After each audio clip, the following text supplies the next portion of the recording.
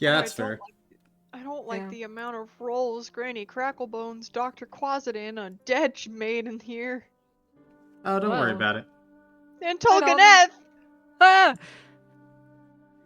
Don't need to worry Oh! about it. I'm worrying about it, Colin! Now, why would you go ahead and do that? I specifically told you not to worry about it. I feel like I should worry about it. But worrying about it's only going to make you concerned. I feel like there are things in life to be concerned about. Well, that is true. I can't argue with that.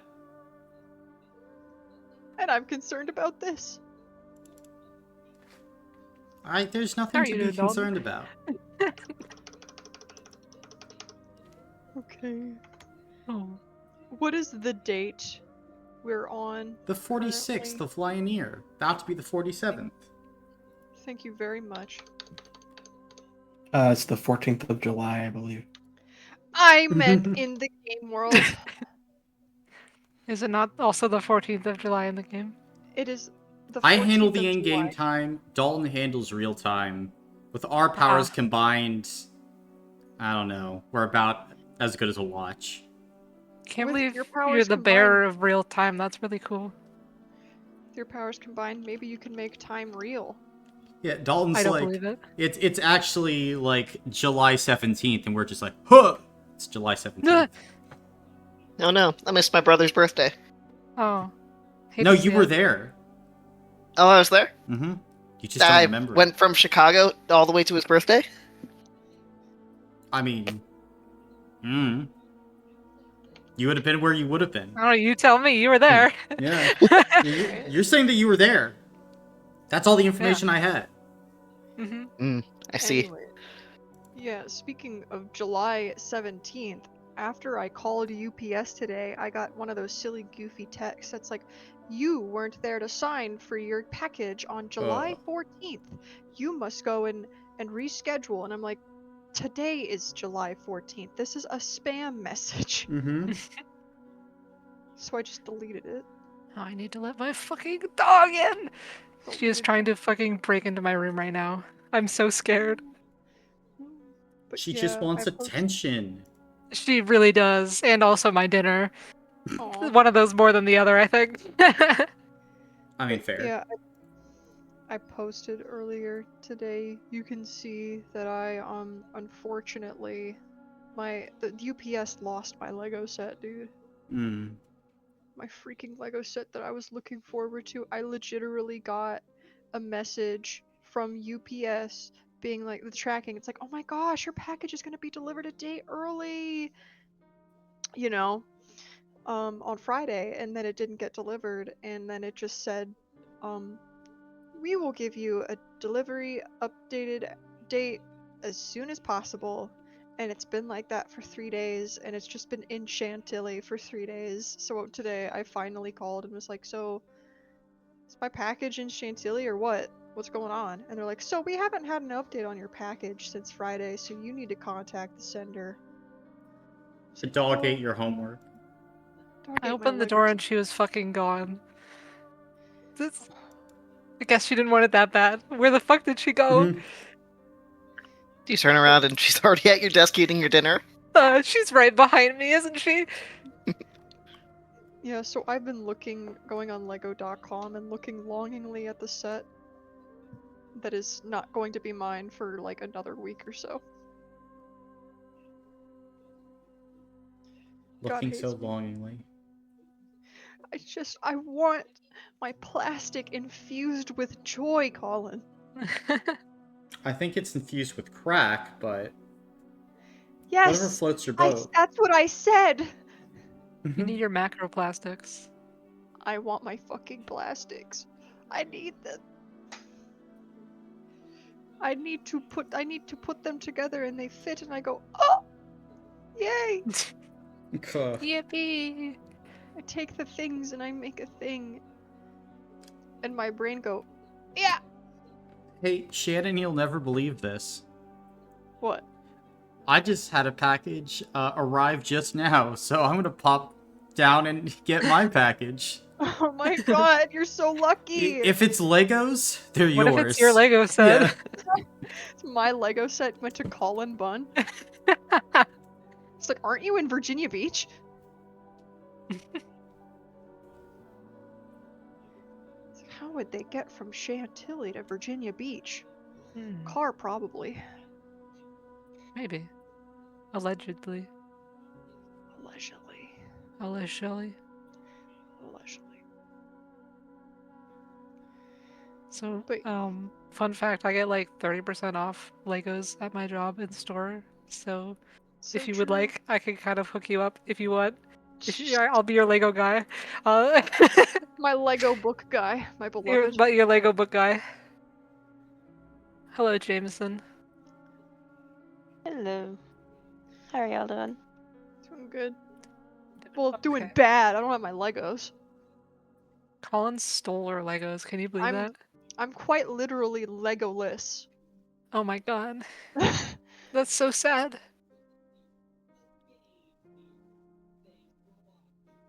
Get it? I made one of those silly, funny jokes. What's a joke? Yeah. Yeah.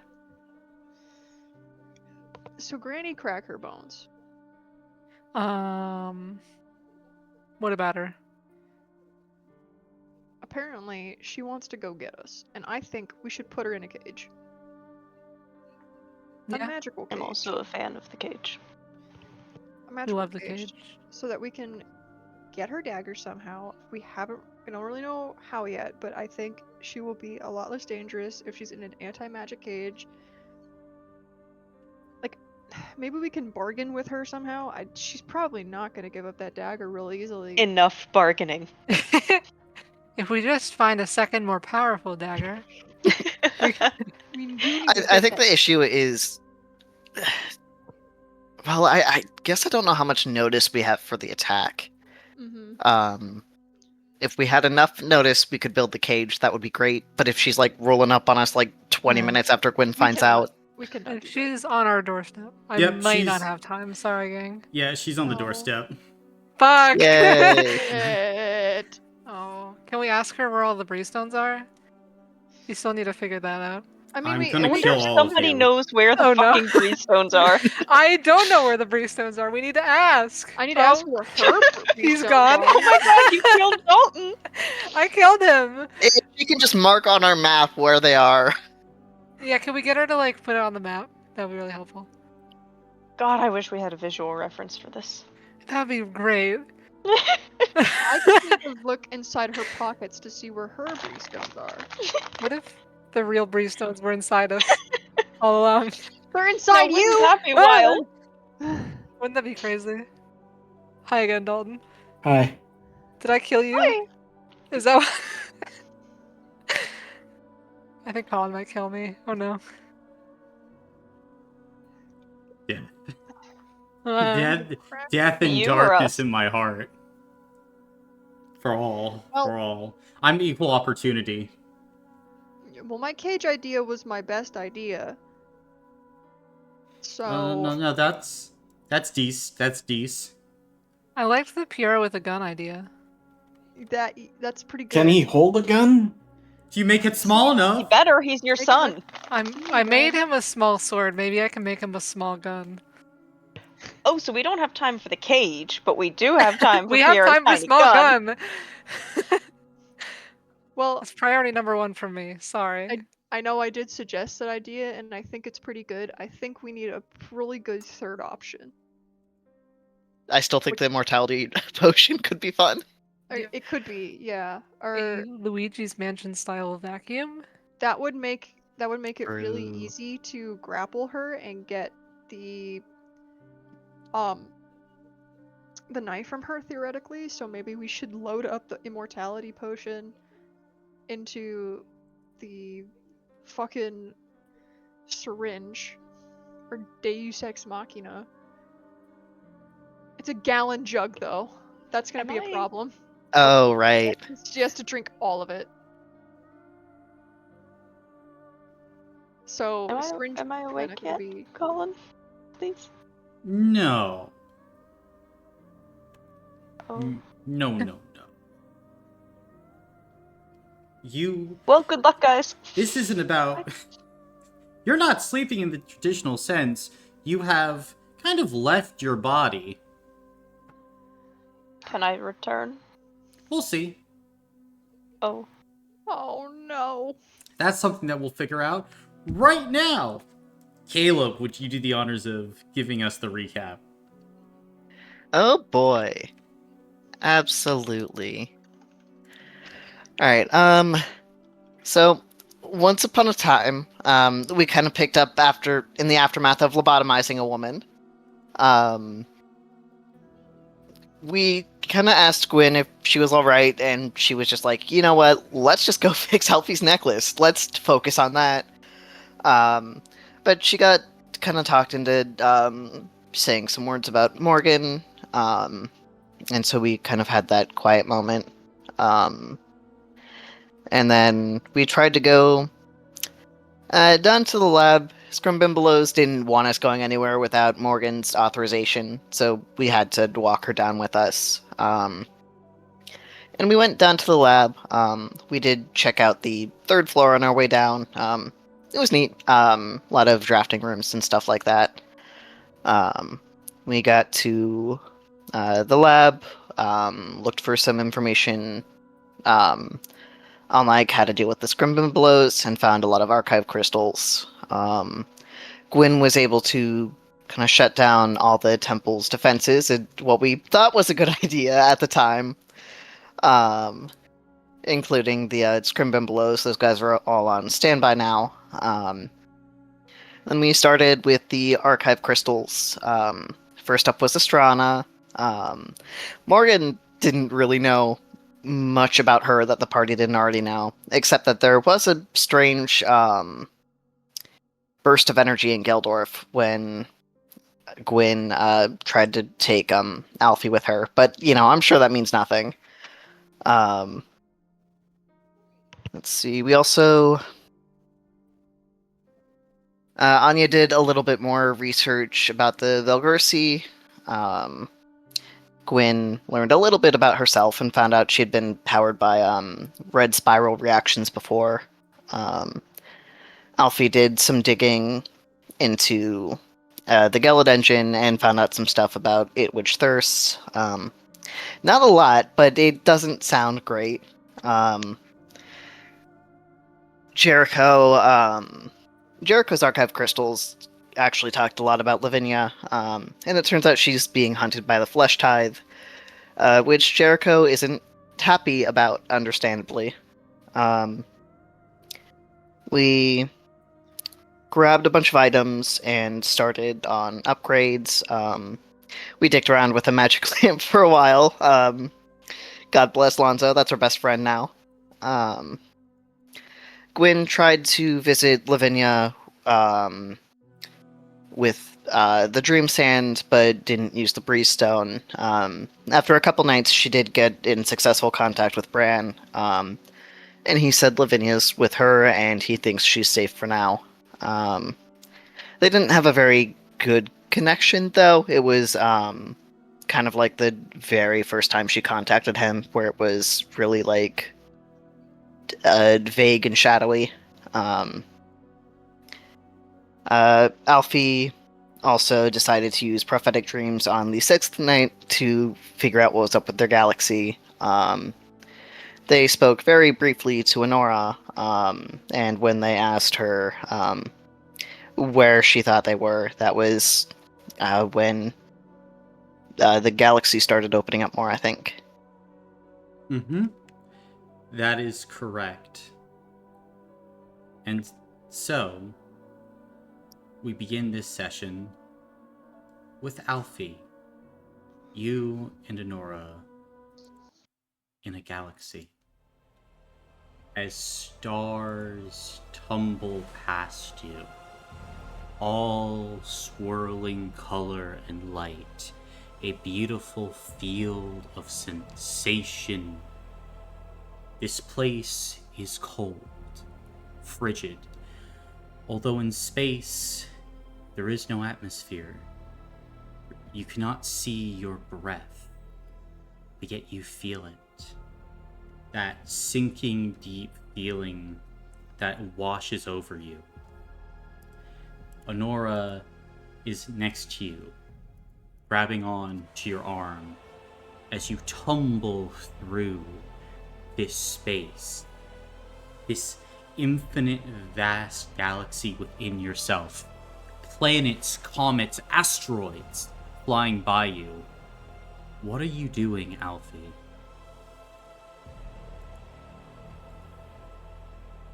Staring at all of it for a second before, mostly as well trying to make sure Inora doesn't get hit by any of the flying asteroids or comets around us. Gotcha. Then, as you and Honora dodge a nearby asteroid field, you tumble through a nebula, new stars being birthed in its wondrous vapors. As you continue to fall, you see in the distance, at the edge of a black hole, a swarm of millions of cuttlefish drifting by in this incredible space. Even farther out, you see what appears to be a giant turtle. The same kind that you would find maybe in an ocean, moving across. As it opens its mouth wide, it consumes a planet before continuing onward. Color and sensation dance across your vision, Alfie, as your synesthesia ramps up to levels that you once thought impossible. And you are cold. So cold as you continue to tumble and flip. You cling on to Honora's warmth, but already you are seeing ice crystals forming across your arms, across your hair, across every part of your bodies. What are you doing? Can we aim towards the swarms of cuttlefish? Towards the black hole? Oh shit, I missed that part. I've been cutting in and out. I'm not sure if you've noticed. No, is there somewhere with solid ground that we can see? There are Preferably not in the path of the planet-eating turtle. There are asteroids about. If you're trying to aim for one of those. How... In comparison to us, how big is the turtle? Having just eaten a planet, I understand. Okay. Do you need more of a description? You know what? No, actually, I'm good. Okay. Can we aim for the turtle's shell? It's far off in the distance. Like, you could try and make it there.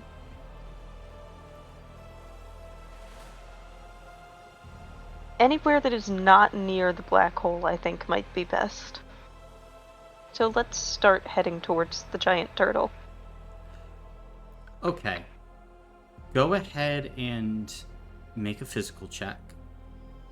You're going to need 7 successes to reach it before freezing solid. Okay. Let's see, that is going to be... Now, I only have a 5 physical, so maybe we should pivot. Go ahead and roll.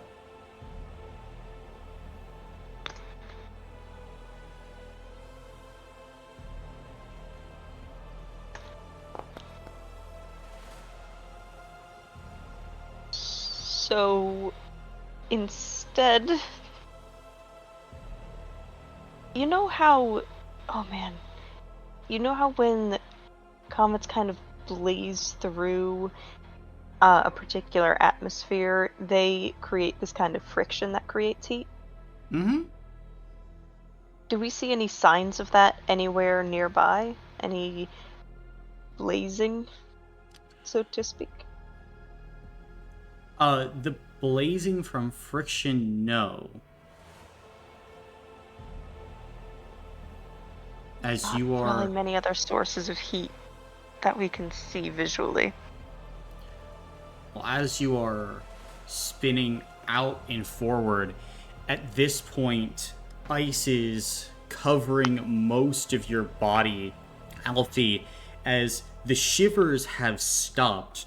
A bad sign, as you feel parts of your body and system beginning to just shut down.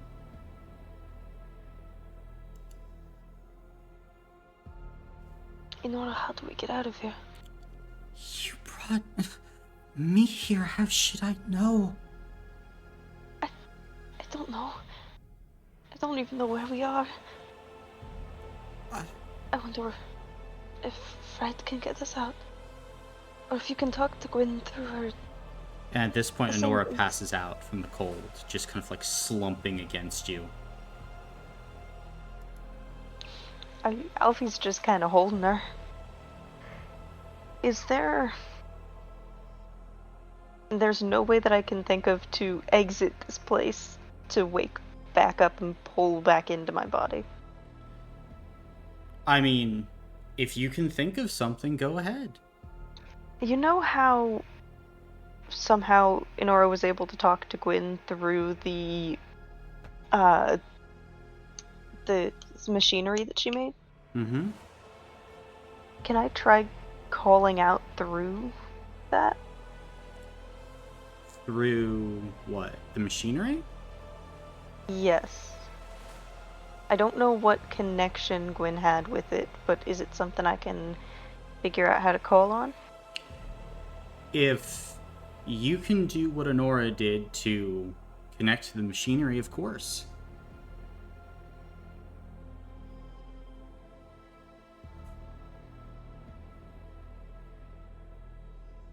I don't suppose I can use my... Oh, Jesus.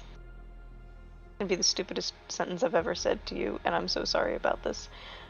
May I use my Dream Warrior ability on myself to project through Gwyn's machinery? You can certainly try. Go ahead and make a spirit check. Okay, will do. God, this is a terrible day to have awful internet. And 2 spirit. Oh, Jamie. And emphasis on the awful internet because my fucking... Oh no! Do you want hero points? Would hero points change anything? Not by much. Maybe. Depends. I'm not going to say that there's no hope for you. I'll spend one of my own and I can get 1 reroll because I only have 1 hero point. Alright, take the second reroll from me. Thank you, I love you. Love you too. 1 single success. You have one word to shout through the material to a random individual who has one of the items. What word are you shouting, Alfie?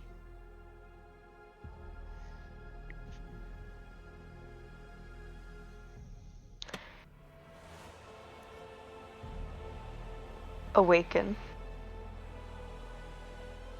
Okay. Then, as you shout this, you feel the ice begin to cover you. And as it does, you clutch on to Honora tightly. And then you begin to feel all start to go dark. All start to go black. As the color fades from the world. At this point, we're going to cut back to you, Jericho. As Jericho, you are asleep as it is late at night, and you hear Piero perk up. Oh! Are you okay, bud? Yeah, boss, I just had the strangest dream. I was dreaming of eating some cheese, and that was nice. And then all of a sudden I just heard Alfie go, "Awaken!" in my dream. That was a nice Was dream. Alfie there when the dream started? No, I was eating my cheese, boss. And I had And a nice plate of celery coming up next. It was gonna be a good dream. and then out of nowhere, you just heard Alfie's voice say "Awaken." Yeah. Fuck! I get out of bed. Oh, is something wrong, boss? Maybe. I know where Alfie's sleeping, right? Yeah. I go there. All right. Then, as you go ahead and walk over there, like you enter Alfie's room, Alfie's just in their bed, asleep. I go over, shake him. You shake him. No response. Are they like super cold? As you touch them, Alfie, what's your cold at? 6. Then yeah, they're pretty cold. I go out into like the hallway and yell, "Everybody wake the fuck up!" What is it? Just come quick! I'm going to see what he wants. Yeah. I can't wake Alfie up. I appreciate the exasperated tone. It's what I would be saying if you could hear me.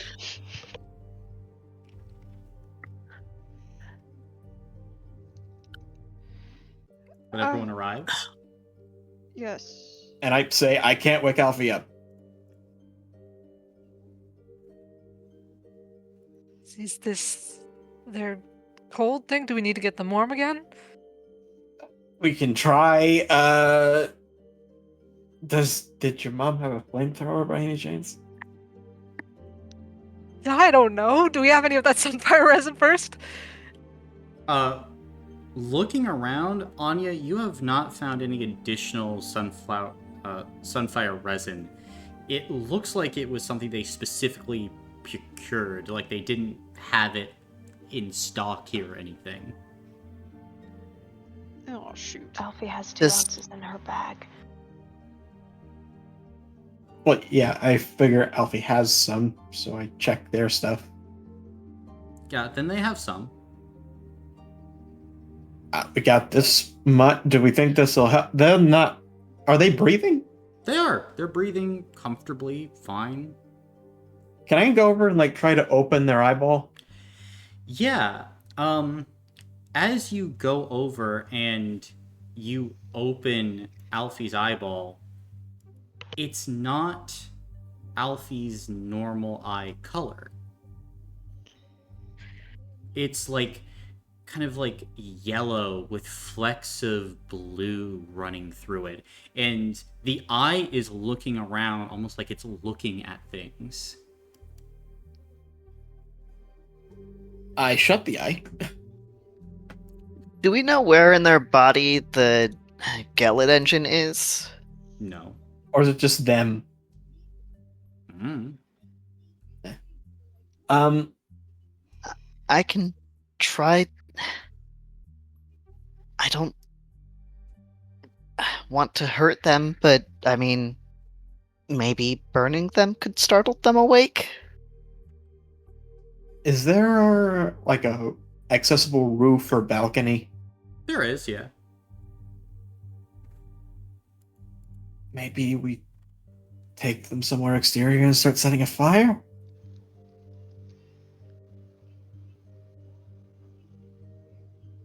I mean, I think both those ideas are worth a shot.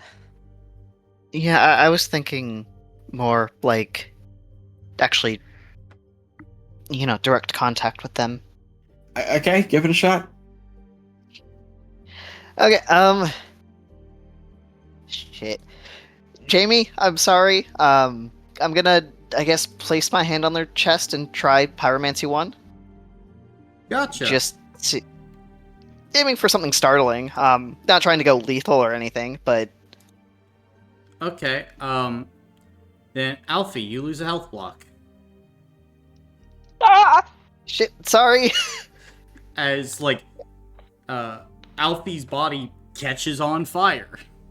Let's Oh, chill for a second, not to make a pun, because I do have 1 health block left. after that or before that? After that, Okay. Yeah. I don't want them to, like... am I able to use the pyromancy just to snuff that flame again so they're not still on fire? I would hope so, yes. Okay.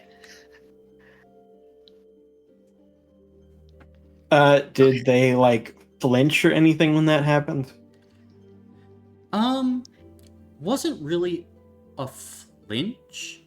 However, like looking at them at this moment, it seems like their like hands are beginning to twitch, and like the area around them is starting to fill with this kind of bluish color.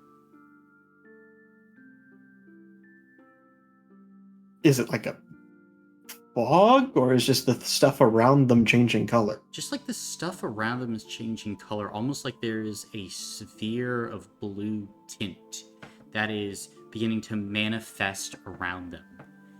And inside Jericho, you see snippets of sensation and feeling. Like they are just inside this sphere of experience.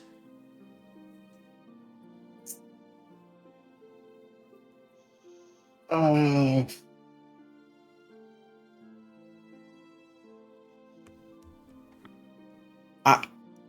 don't know what to do here. I don't know. Would maybe someone using the dream sand help? Although I don't want 2 of us to be down and comatose.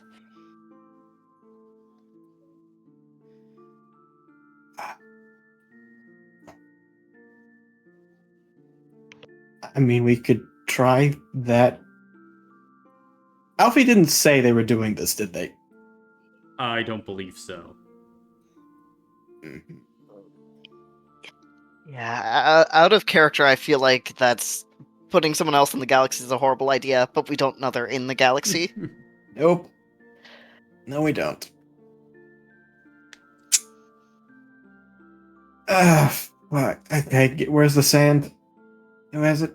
I'll hand it over. I'm gonna try to use the sands. Gotcha. Then, as you go and you start like getting the sand, the air around Alfie begins to change again. Alfie, we cut back to you. You begin to open your eyes. You sit upon an asteroid floating through space. As you're here looking around, you go ahead and look over and you see Honora waking up next to you. There is a fire on this asteroid, and strangely enough, kind of like this strange burn mark on your chest. It kind of hurts, but you're getting through it. But that's not the thing that is now drawing your attention. It's the older looking gentleman with a scar across one eye, belt and suspenders, button up shirt, just kind of sitting at the edge of this asteroid. Almost got yourself killed there.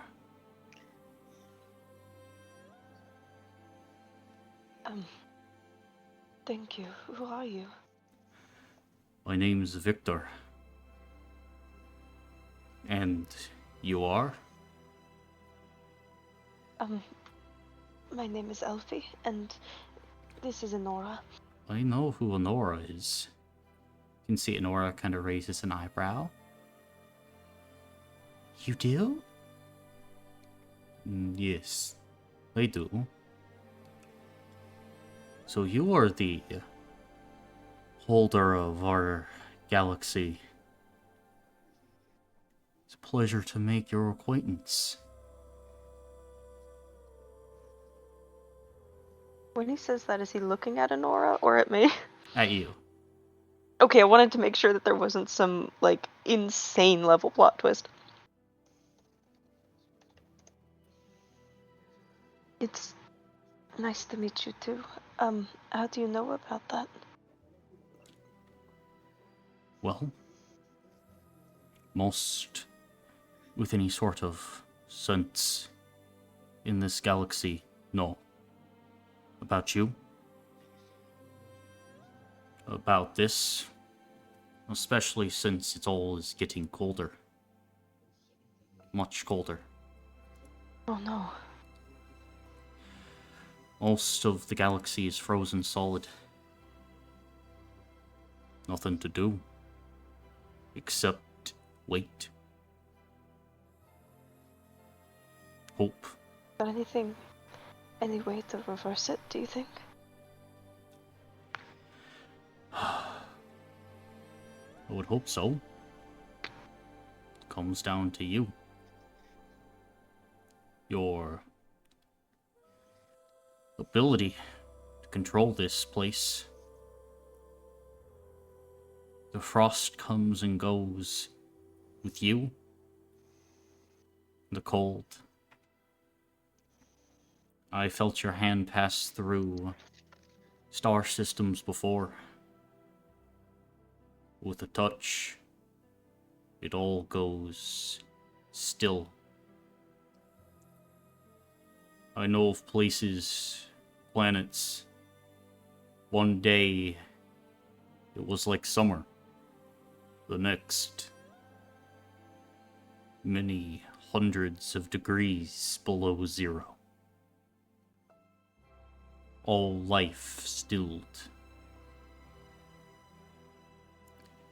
I would hope it could be undone. There are many of us within. It is a beautiful galaxy. We would hope it would not die.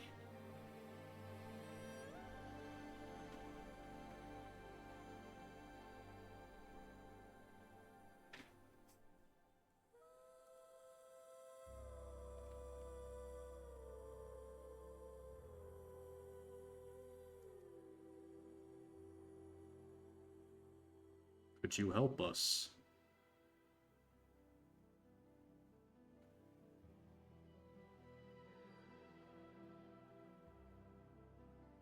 Jamie?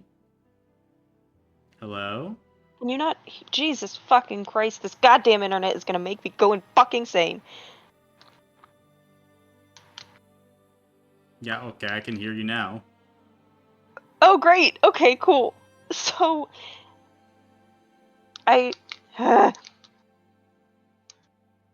what was the very last thing Victor just said? The only thing I heard was help us. Can you help us? Yes. I will try. Everything I can. The only thing I can think of is warming back up myself, but I will look into it, I will research more. How long has this been happening for you guys? In this place, hundreds of years, although you do not seem that old. How old are you? I certainly don't feel that old. I just lost track of time a bit in my travels, but I think I'm 24. I see. Well,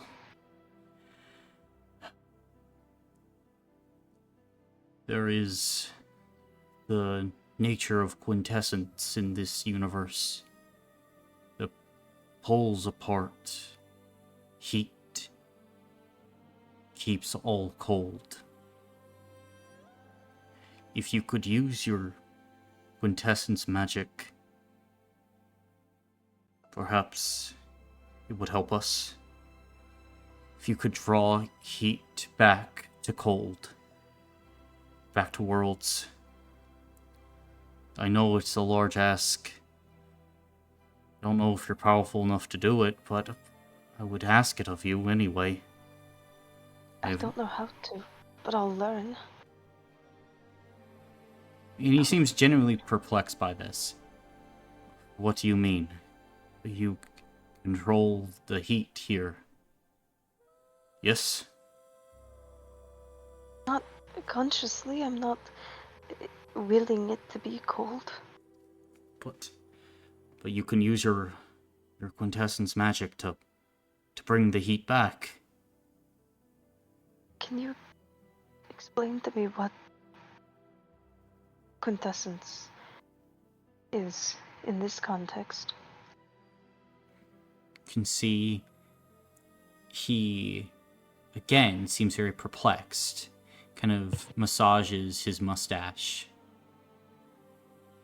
It is the magic used to draw the essence of things together, to create effects, to draw essences out of people and things, to gain power.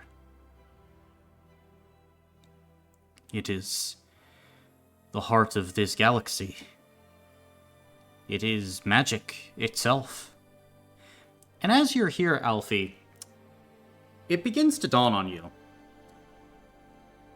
This galaxy inside of you has kind of gone on its own evolutionary path. Things are very different here.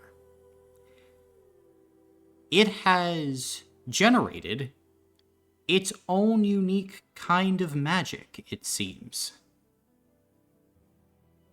That's just bubbled up inside of it.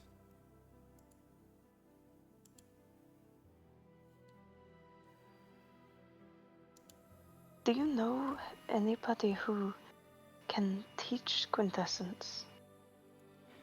It's how I brought you to this asteroid, and we took in a large source of heat that I found floating through the place. Used it to warm you two up. I could teach it to you. I would likely say it would be necessary, especially to go ahead and make this one whole. And he nods over to Honora. Please, what do you mean whole? She's broken. You can see Honora just kind of like looks to you. A little bit of surprise and concern. Broken how? And you haven't clarified yet how you know it, Nora. Yes. Honora... All we know is that she was here from the start. The first of us in this place.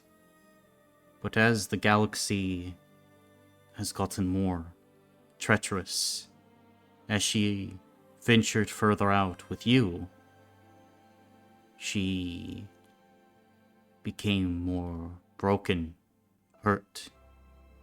Her essence, and he makes kind of a motion with his hands, almost like something shattering apart. I can see it now. If I were to use quintessence to try and pull at her, it would be in chunks, pieces. Not the same.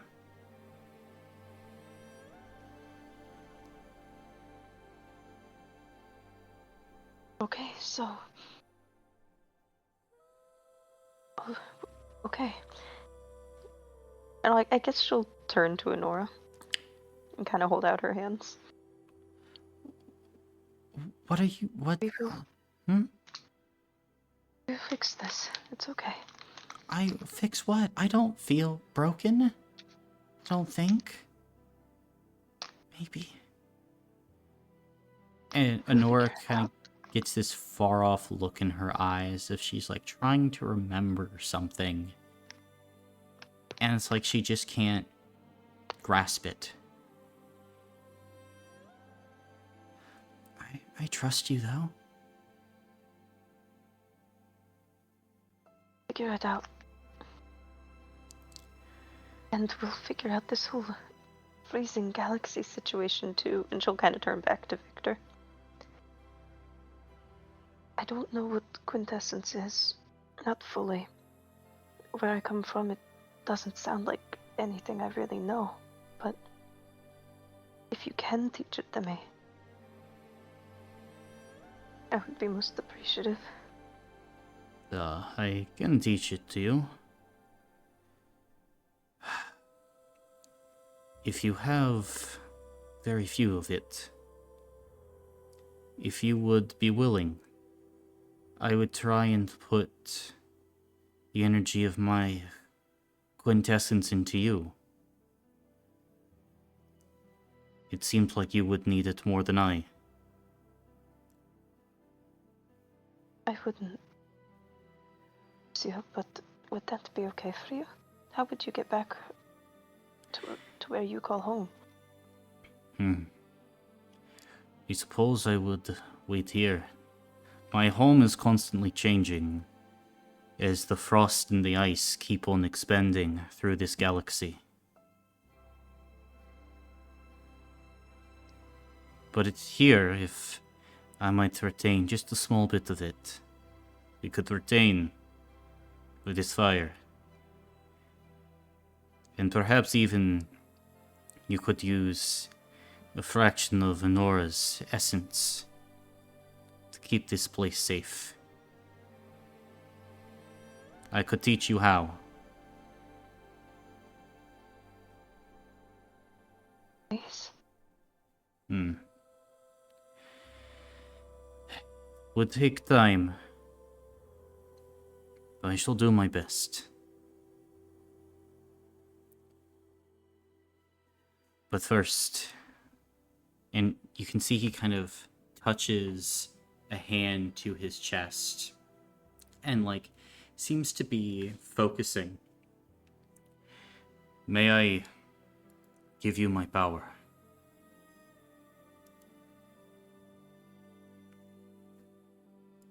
Yes. Thank you. He nods. And you see as he touches his chest, Alfie, there is a pulsing violet ball of energy that begins to appear. As he seems to focus more and more, that violet ball of energy grows. And then he almost like exhales a breath as the ball of energy flows outward from him into you. As it enters your body, it's kind of like a shock to the system. Your fingertips kind of a buzz as like this small wave of nausea kind of begins to grip you. But it doesn't feel like it's trying to attack you or anything. It's more just trying to like integrate. Are you trying to tend this power and absorb the essence? I believe so, yes. Okay. Then, as you do, you kind of let out a breath of your own as you feel your body change, alter. You learn the quintessence magic power as Victor would begin to teach you. And he would also try to teach you Honora's pocket world power. Are you trying to learn both of these things? I would appreciate it, please. Which do you want to know about first? Have me explain. Honora's pocket Quintessence. world? Okay. Not even a question. So, quintessence.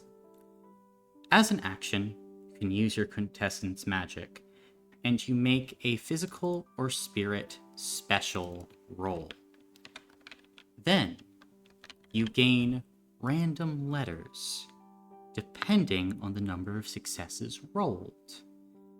And also with your power score. You may create effects by creating words with these random letters, pulling different essences together that you're able to find from the galaxy within you to create effects.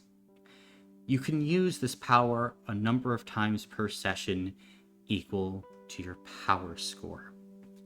And I created a small little program as well to feed you random letters depending on your power score and the successes that you roll.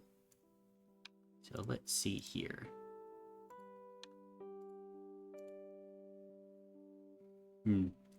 It is pasting weird, which is in itself weird, but I'll figure out the pasting of it. But Anora's Pocket World, as an action, you can spend 10 minutes summoning a small domain around yourself. The domain takes up 100 feet by 100 feet, and the Pocket World manifests here on this floating rock traveling through the galaxy. Other creatures can come into this pocket world with you as you're just kind of springing it up around yourself. And as an action, while inside this space, you can summon a dream entity that you've previously called, but only one dream entity can be summoned at a time. So, these multiple effects. However, as you're still continuing to learn this, you would feel something kind of at the corners of your consciousness. Like someone trying to come in to this galaxy. At the moment, you would see Victor would look to you. It seems someone is trying to come inside. I would not recommend it. They could get lost here. It would be very hard to find them.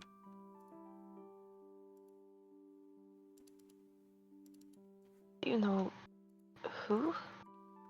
No. Someone from outside.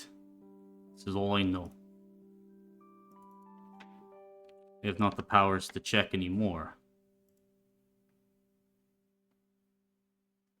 Do I? Perhaps you could try. I will try. Okay. Then, are you trying to use your quintessence magic for that? I would love to, please. Alright. Then go ahead and make a physical or spirit special roll. Will do.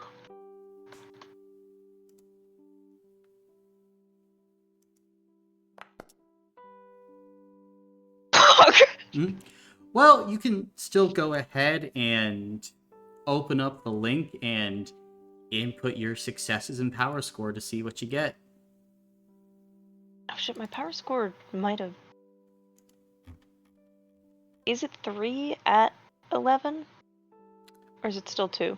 It is 3. Yes, I thought so. Don't know why I didn't update that here. Okay. It's gonna be very fun. Alright. Again, horrible day to have horrible internet. Certainly. Oh, but I forgot that with 0 successes, I don't believe you manifest anything with it. Oh. Could we give hero points? Or not for this? It's a special roll. It's a special roll, so hero points cannot be used for it. Gotcha. Okay.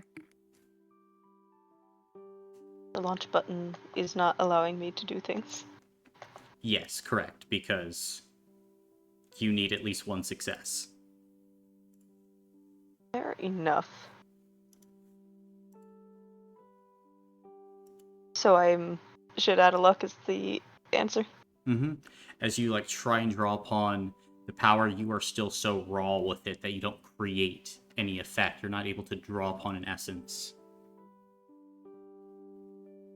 They would suggest that you leave, else risk whatever happens to that individual, or if they are for ill, something within our home. Okay. How do I leave? With the magic? And do you want to leave? Okay, I will try to leave. Gotcha. Then, Jericho, you are just finishing sprinkling the dream sand over kind of yourself, getting ready to try and like head inside when Alfie wakes up. Oh, Are you alright? So I saw... So... And then Alfie's just gonna kind of sit up for a second. ignore the burn wound on your chest. You weren't Oh waking no, up. that's what ended up saving my life.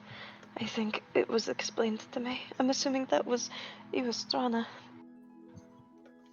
Yeah, Unless one of you developed pyromantic powers. yeah, no, that was me. Sorry, but you said it helped? Yes, and can I give Strana a hug? Sure.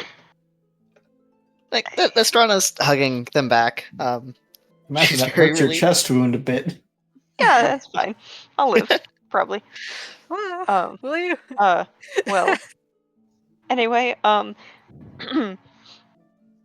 is that the dream send? Yeah. Oh, okay. Well, I mean, you were asleep and you weren't waking up, so No, I get it. I was in...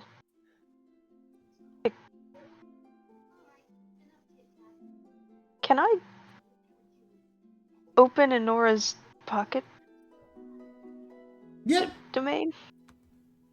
Her pocket world? Sure. It would just take 10 minutes. I have something to show you if we have a second. I was in I was in the galaxy, I think. And I met somebody named Victor.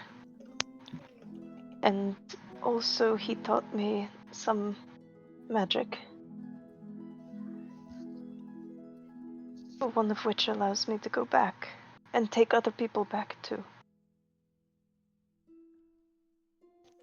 Back where exactly?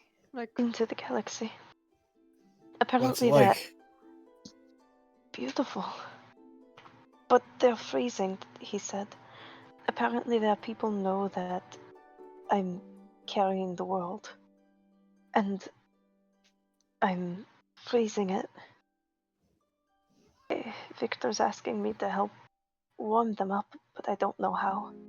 He taught me some kind of magic, though, called quintessence. I'm still very shaky with it because I have not learned it yet, but it's unlike anything I've ever seen. If you give me a few minutes, I can open the portal and we can go in and see it. Can I ask you a question first? Yes. Are you aware that your eyes changed color? Like right now?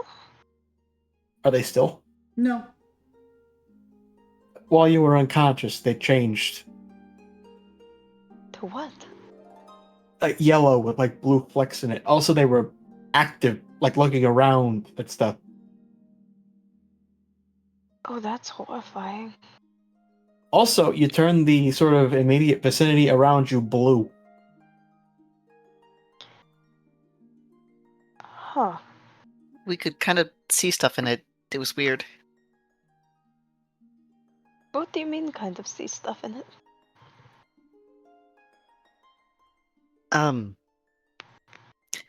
Colin, you said we got, like, sensations and, like, feelings-ish from them, right? Yeah. I'll describe that to Alfie. That is weird. It feels almost like a type of synesthesia, but I don't know how that happened. Were you kind of maybe, I don't know, manifesting what it looks like for you? Maybe. Maybe.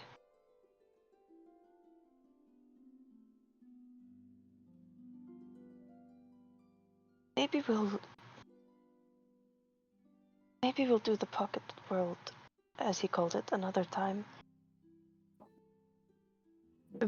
Figuring this out first. Yes, and you That might be good. We're still... Oh, sorry. might be in a bit of a weakened state. Rest might be True good. too. While it helped us run it, I do also have to say that it hurt a lot. Yeah, it... Helped more than it hurt. It helped more than it hurt, but I might need to sit for a second. I think Estrana almost starts to say that their entire body was on fire for a second, and I just kind of was like, no, they don't need to know that. Right, yeah, sorry again, it just seems like it... I'm glad it helped, but yeah, you should get some rest. Maybe have some more of your tea before you go back to bed? I was planning on it. And I'll try to brew some sunfire resin tea. Okay. You can do that. And I will drink it. Gotcha.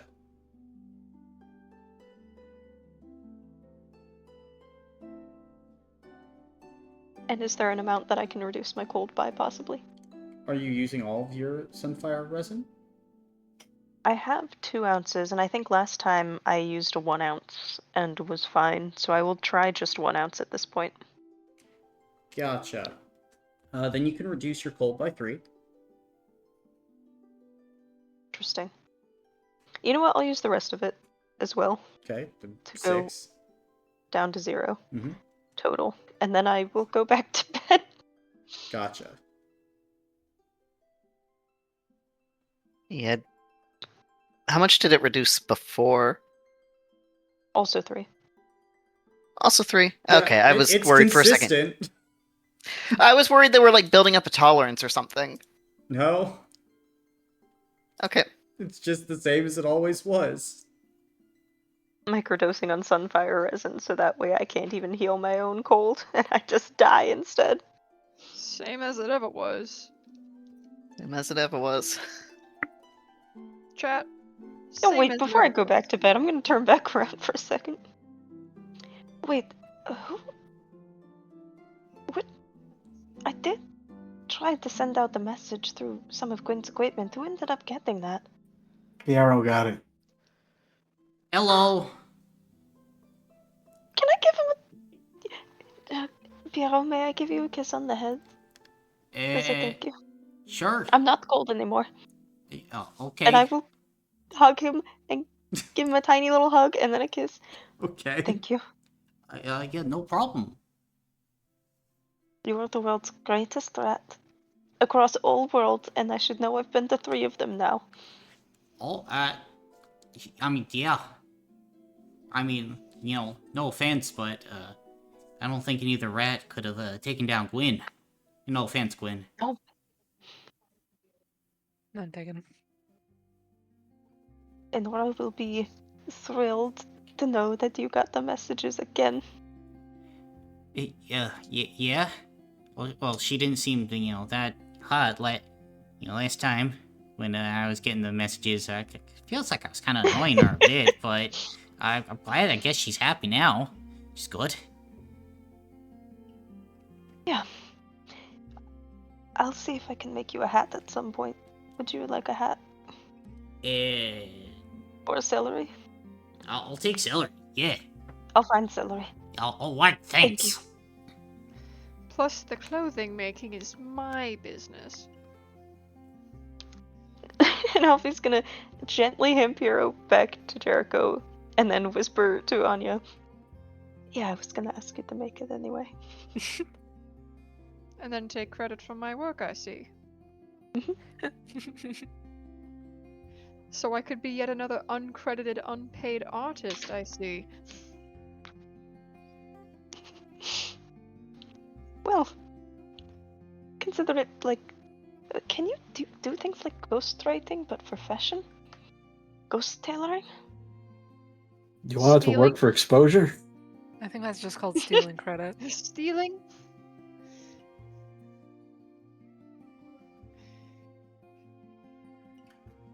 Well, I'll find celery. Somewhere. Hey, How's Gibby? I mean, as you kind of look around, Gibbet's been sleeping the entire time. Just, Good, I'm not gonna wake him up. Yep, just kind of like on a pillow. Like, just gently snoring. In After squirrel he's form or recovered a still bit in more, blob maybe he form? can Squirrel form. make some. Maybe he can make some sunfire resin for you. Oh, that would be wonderful. But we should all sleep. We have not gotten the notification that Gracklebones is here yet, right? Correct. Okay, I just wanted to make sure that we weren't... We could also always ask Alonzo if he can help us with the sunflower resin. I think I would rather not. He seems wonderful as a friend, maybe not as wonderful as somebody to be relied on in a sensitive situation. Oh, I don't think he's reliable, but he's a great last option. I don't think he's a great last option. I think he's a terrible, terrible last option. Oh my god. So rude. What a great first option for friend. First you talk about trying to steal my work, and then you insult another great conjurer in this party. Even though he's subjectively not good at his job, he's a great plan H. That isn't even the last plan! That's not even the 10th plan! I mean, how many plans are you expecting we make? To get sunfire resin. Maybe we Oh, might have speaking of updates. conjuring, can I try to conjure some fire resin? With your quintessence magic? Yeah, why not? Sure. Go ahead and make a physical or spirit special roll. Okay.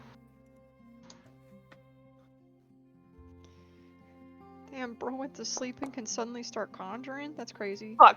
Wait, 2 plus my power score. Okay. Oh no, I closed the link. Okay, 1 second. 2 successes plus a 3 power score gets us...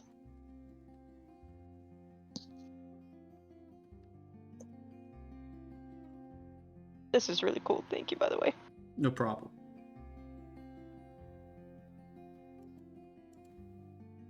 What letters you got? ALSZF. Not a lot of vowels here, I will admit.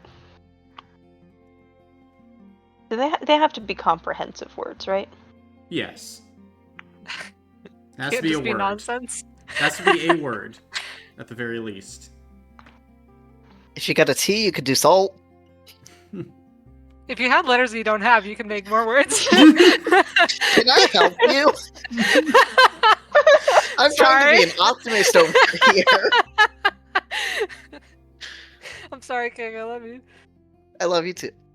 Does Alfie get to keep those letters for? Are they building up like their own little dictionary? No. Oh, it's only for this role? Yep. You know, I could put ALS together and just conjure the fucking disease. But I feel like that would make everything worse. Get rid of Cracklebones. SAL true. and just conjure a guy named Sal. I was thinking about that. Isn't he a malpractice lawyer or something? No, that's Saul. Yes. You better call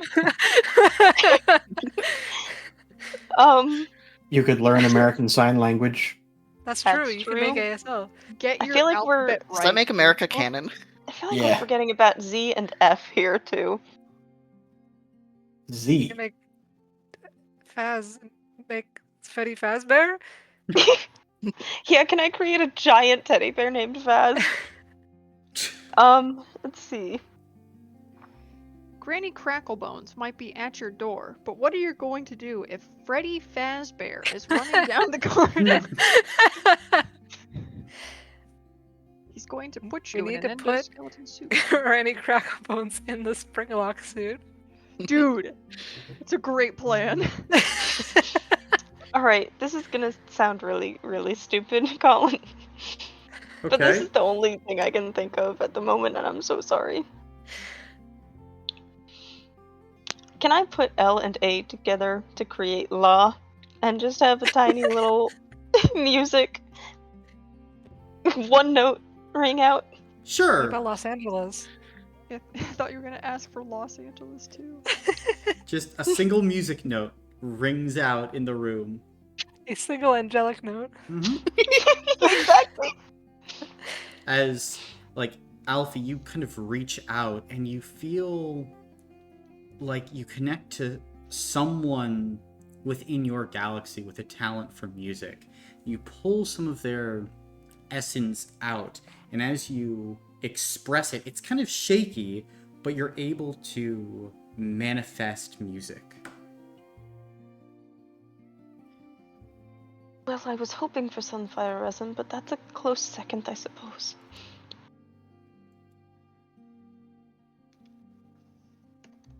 So what was that? Sounded pretty. What was that? The magic Oh, that so I you told all- you he taught me. Oh great, you all heard it too. Sure. It can make music. Okay. Can it do anything else? Well, I don't know how to describe that. I only have a few uses of it, so I don't want to do it because I want to save it for when Granny Cracklebones comes in. It takes power and you're tired. Yeah, I was about to say it possibly, but I would like to go to sleep. Good night, please. Okay, you can save your extra music notes for when Granny Cracklebones gets here.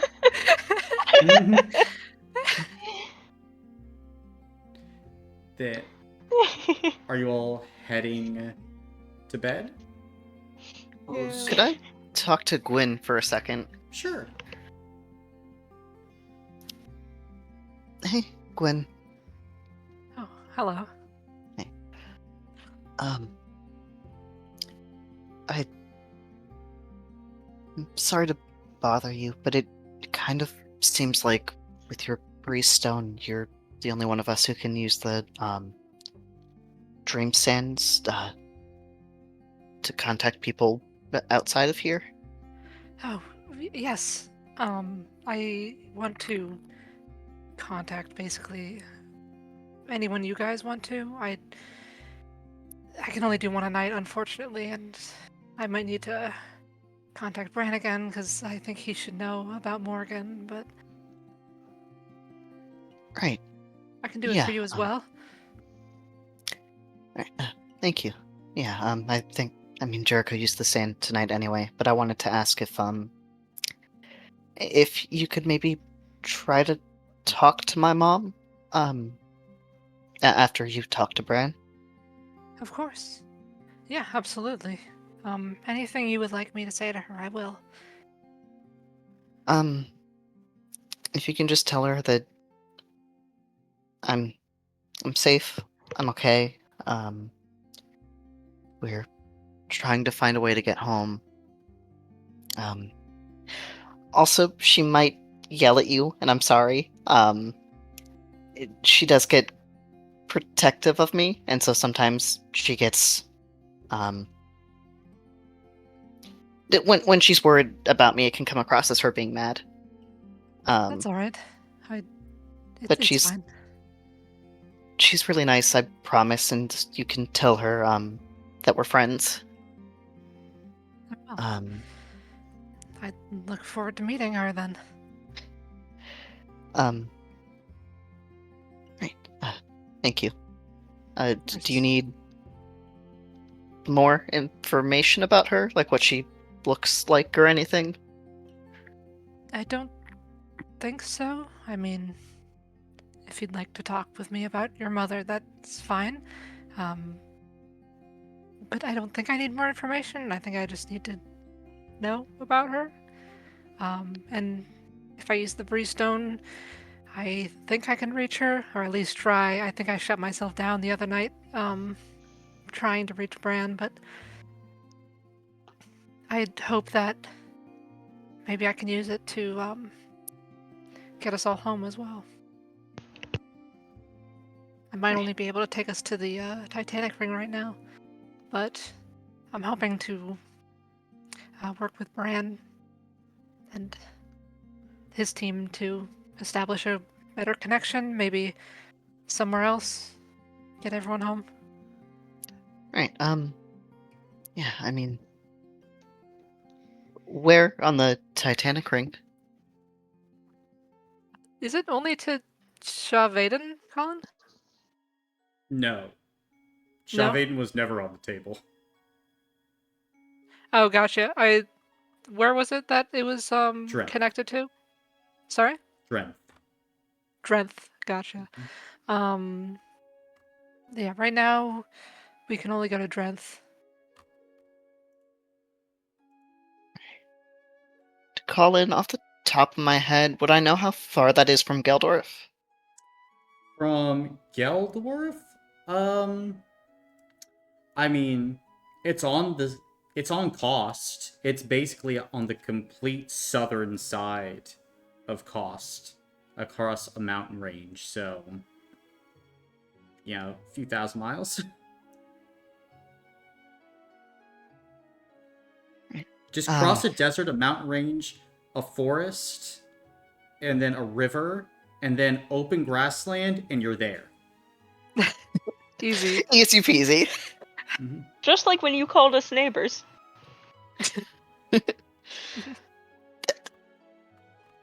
I'm ignoring you. I mean, it's pretty far from Geldorf, but maybe we could get into contact with my mom that way. I don't know if she could help, but It's worth contacting her anyway. yeah. Yeah, thank you, Gwen. Of course, that's probably the least I can do. I still feel terrible for hurting you. I don't think I've said sorry enough for that, to be honest. I know everything has been crazy, genuinely insane over the past few days. It's... but I'm still sorry. And I understand if you're wary of me. I'm sorry too. I mean, it really wasn't your fault. I know you wouldn't want to hurt us. Me or anyone else. And I guess with Morgan mentioning that kind of explosion of energy in Geldorf, it kind of seems like some of this might actually be my fault too. Maybe. But I don't blame you. And I'm sorry about your mom. I know that was... I don't know what I would have done in your position. I think you're... If you need anything, I'm here. I'm sorry I've been kind of icy. That's okay. I mean, you've kind of earned that for a little bit, you know? It's alright. You needed time to yourself. I just want to protect you. I care about you. It's just nice having you around again. There's nothing else I need to do. So, I care about you too.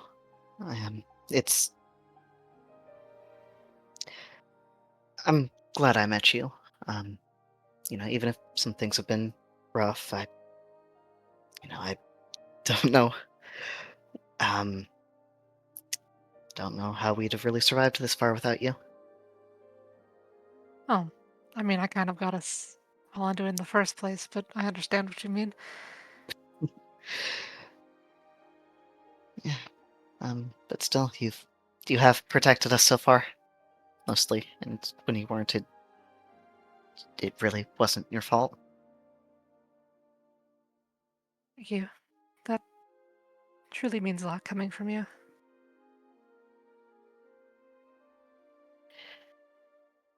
And I still have lots of artificing to teach you, so Yeah, it'd be nice. Maybe tomorrow I can help you with some of the upgrades. yeah. I'd love to have your help. I'll get your reps first, though. Sorry. Right. Oh well. You too. Wynn will kind of like start to walk away and then nervously turn around and give Astrana a hug. I think for kind of just a second, Astrana seems like a little unsure, but then she relaxes into it and she'll kind of give her a tight hug back.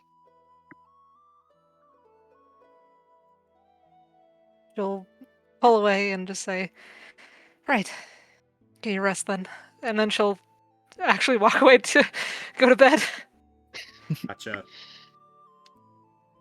And Then, Astrana will head to bed as well. gotcha. And all of you going to bed, getting some sleep? Yeah. Yep. Alright. Yep. Then all of you can go ahead and take a complete rest. And next day, when are you looking to complete all the upgrades? Yep, with Astrana's help. Gotcha. Then, Astrana, go ahead and make a mental check for me. Yippee. I will do so.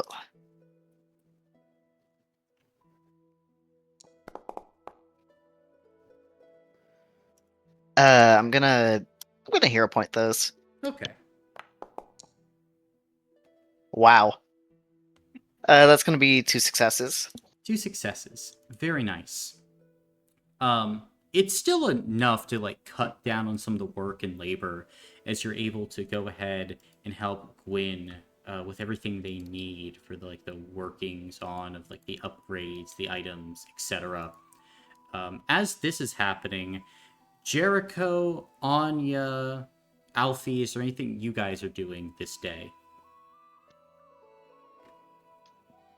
How about I just sit and mind my own business and not cause any more problems?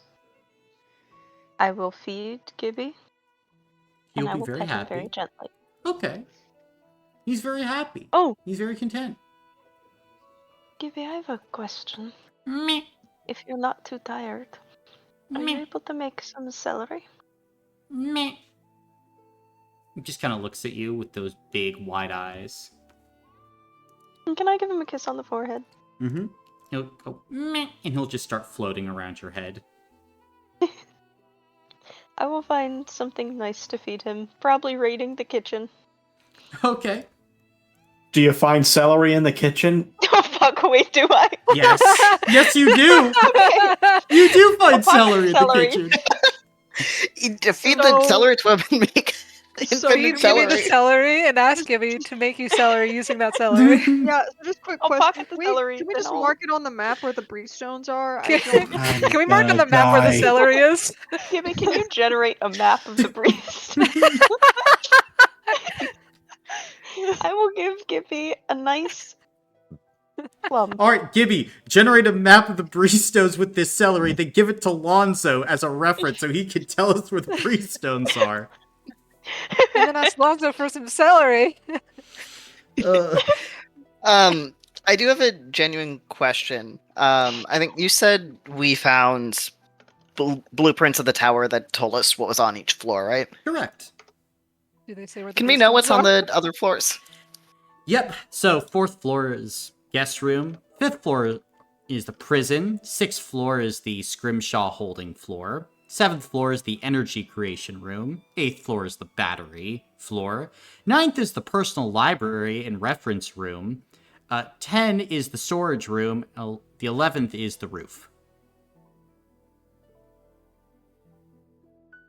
Can I go to floor 9? Yep, you can. I would like to. Okay. Then, as you pass Alfie going to the kitchen and getting some celery. Jericho. Can I talk to Piero for a second? I pull Piero out. Hey, what's I'll up? give him the celery. Hell fucking yeah! And he grabs the celery and dives back into his pocket. Okay, thank you. Thank you. But Jericho, you can make your way up to the library. Yeah. Anya would also like to go up to the library. She's specifically looking for any and every book about the Vel'ki. Okay. I'll go to the library too, just to be around my friends. Okay, sounds good. We're cramming for our test and you're just there. Yeah. I'll read a dictionary, I guess. Spoken like the words of someone who doesn't read.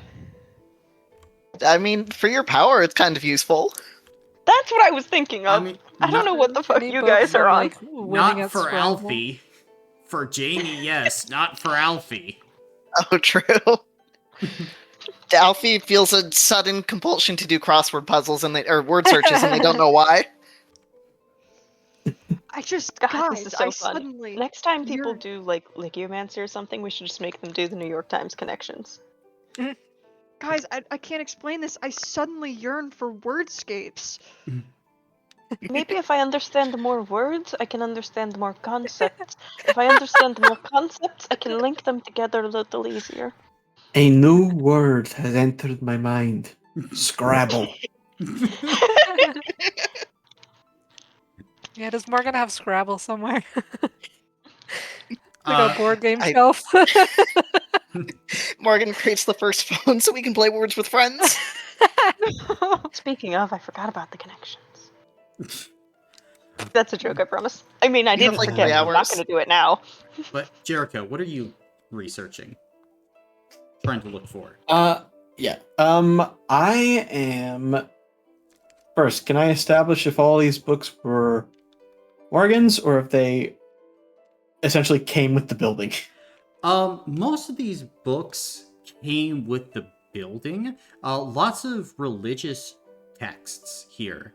But there does seem to be, like, more than just religious books. Like, there are informational books, and there do seem to be some from Morgan's private collection. What sorts of books from her private collection?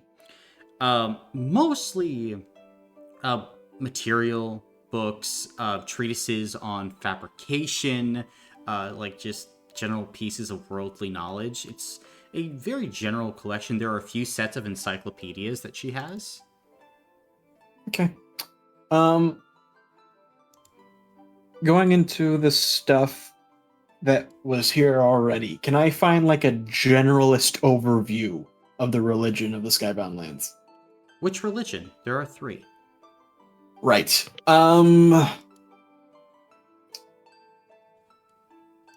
Let's say...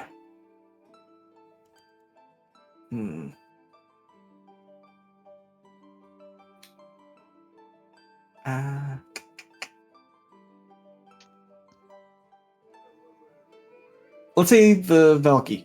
The Vel'ki. You are in a temple to one of the Vel'ki Gods. So, as you go ahead and start looking, not hard to begin to find information. This is the temple of the farmer, who, when they were mortal, was named Chernovak. Let's see. Going through, the farmer, along with the other Vel'ki, few hundred years ago, came into a world that was in chaos, where the tides of magic were crazed. There was no order. The people prayed to the breeze-born gods, but got no answer. So, the 4 Vel'ki gods went on a quest to bring peace to the skybound lands. These 4 individuals were the builder, the farmer, the lamplighter, and the queen. As you start to look through these religious texts, Jericho, specifically on like the farmer, but the farmer is intertwined with many of the other like Vel'ki gods as their stories follow closely. Each one has a more humanoid aspect to them as you look through. And they don't seem to fit with the other naming conventions of the lands. The farmer, of course, being Chernovak, the builder being named Steelhead Baz, the lamplighter, Zedka, and the queen, Vasiliga.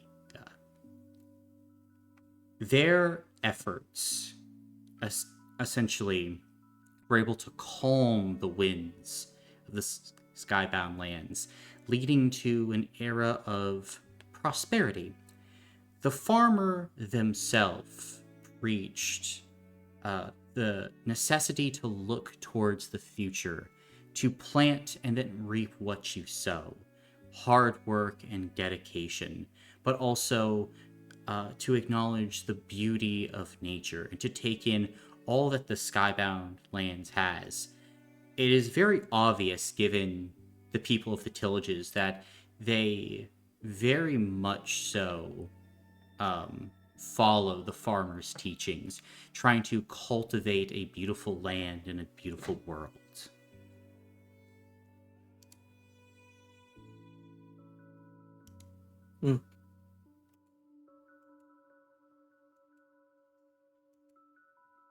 Is there anything else that you would like to know about the farmer or any of the other Vel'ki? What's the queen's deal? The queen was the leader of the Vel'ki on their quest to quell the winds. After the Vel'ki rose to godhood, she's the one who oversaw, most of the skybound lands. There are a few lands that she could never get under control, and that's mostly the lands of Shadow. But she is the principle of authority, of hierarchy, of kind of like the need to take care of the people, and is considered like the leader of the Vel'ki gods. She is order amongst the swirling winds, and is considered a very motherly figure. The lamplighter's moral name was Zedka, Zedka. Thank you.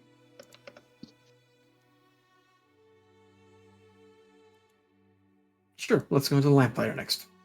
Gotcha. Zedka was the youngest of the Vel'ki gods. When everyone started out, Zedka was only 14 years of age. Their journey finished when Zedka was, Zedka was 26 when they finally reached Ascension. Zedka represents the need for light and everything that light can help provide.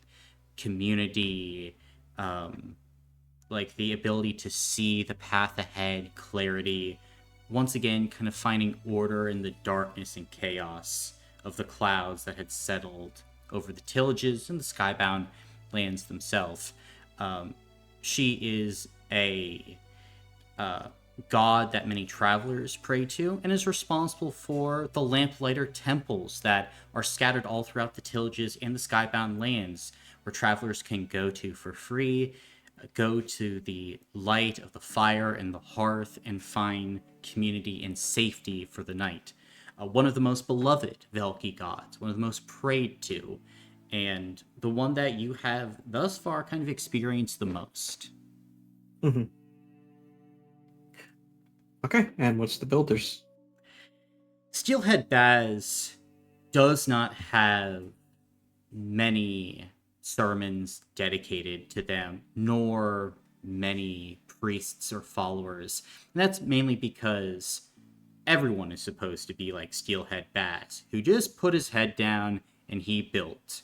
He was the one who maintained not only the weapons of the Vel'ki gods while they were mortal, but maintained the temples and the lands when they were immortal, like now. A individual of few words, a stoic figure in the history of the Skybound lands. Baz is prayed to almost every day by those who are artisans and builders in the Tillages. Also was... Is there... Oh. No, you go ahead. Also was thought to have built for himself a set of armor that made him literally untouchable. Nothing could hurt him while he wore the set of armor. During the Ascension, though, the armor was lost and scattered, apparently, throughout the Skybound lands.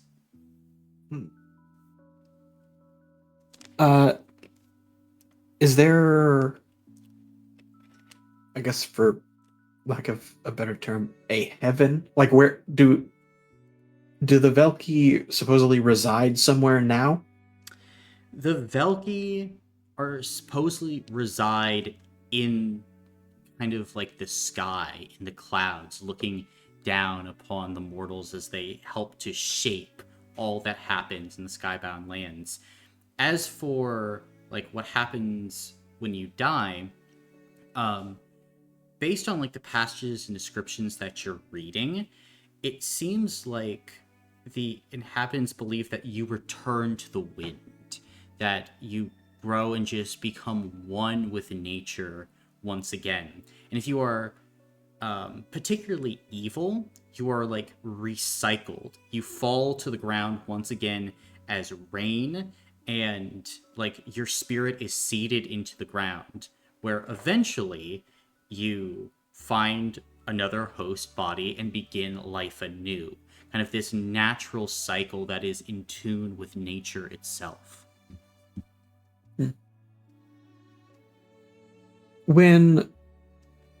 Is there any talk of when the Vel'ki were mortal, where they came from? That is more of a mystery. There are many different legends and descriptions where they might have come from. Some say that the Vel'ki were angels of the Breezeborn gods that kind of descended down to help the people. But that was like a very initial draft, as many of like the Vel'ki worshippers today don't believe in the Breezeborn gods. They say that like the initial forces that created the Skybound lands were just perchance, and that the winds of magic just so happened to bring together souls and life and people. But the Vel'ki are the ones that now tend to this land. Some say that the Vel'ki are from the Tillages, and many of the people in the Tillages, like a lot of the books here that you find, are like, the Vel'ki were born in the Tillages. They were born here, and that's why the Tillages worship them so fervently. Some say that they were born kind of in the capital, in the kingdom, and they were learned people, but after seeing everything that was happening, seeing the suffering in the kingdoms, decided to go out and attempt to help all those in the Skybound lands.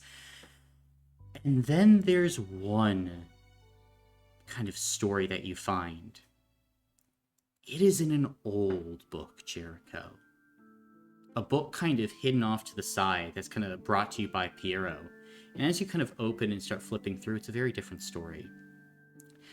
It describes how the Vel'ki appeared from below, falling upward. And as they fell up, they hit water. The Vel'ki were about to drown Jericho when a mysterious woman helped to pull them up. Dark forces, the forces that threatened to bring the skybound lands into chaos and death, tried to drag them down with endless hands that just wanted to keep them down in the depths, to drown them. However, the Vel'ki fought up. They breached the surface of what was a beautiful lake. After crawling out of the lake, they received a boon, a beautiful sword from the woman in the lake. This sword was given to the queen. Then, as they continued to go, the story kind of branches off as each one of the Vel'ki found a boon amongst the forest over yonder. The lamplighter found a torch that would always be lit if you asked for it to light. The builder found a hammer that could bend any metal to his will. And the farmer found kind of like a water skin, that whenever you drank from the water skin, you became cool, calm, and collected, ready to continue on the work, continue on the day. And with these 4 mythical items and the aid of the woman of the lake, the Vel'ki set out on their quest to repair the skybound lands. Is that how this woman is referred to? The woman of the lake? The woman of the lake, yep. And through either depictions or descriptions, does it seem like the Vel'ki were humanoid? The Vel'ki are rarely kind of like described. Like, they are described in terms of their like emotional states or just kind of the aura that they give off. Like, always the builder is described as broad. Always the lamplighter is described as young. The queen as noble. In this one book, though, they are described as walking on 2 legs, grabbing things, having eyebrows. It makes them seem more humanoid. Hmm.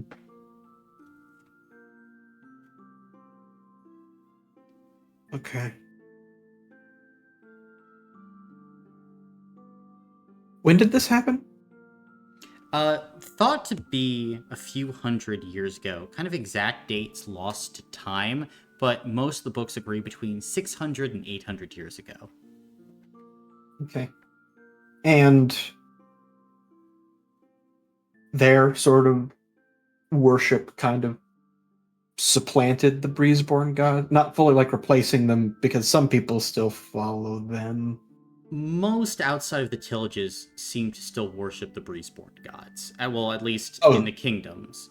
Like, the Tillages are very much into the worship of the Vel'ki. Okay.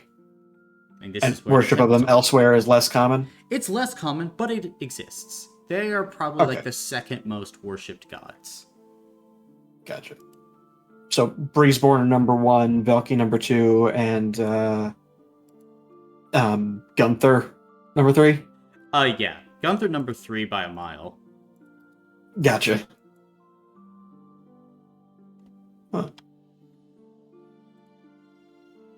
But as you're doing that research, what are you looking into, Anya?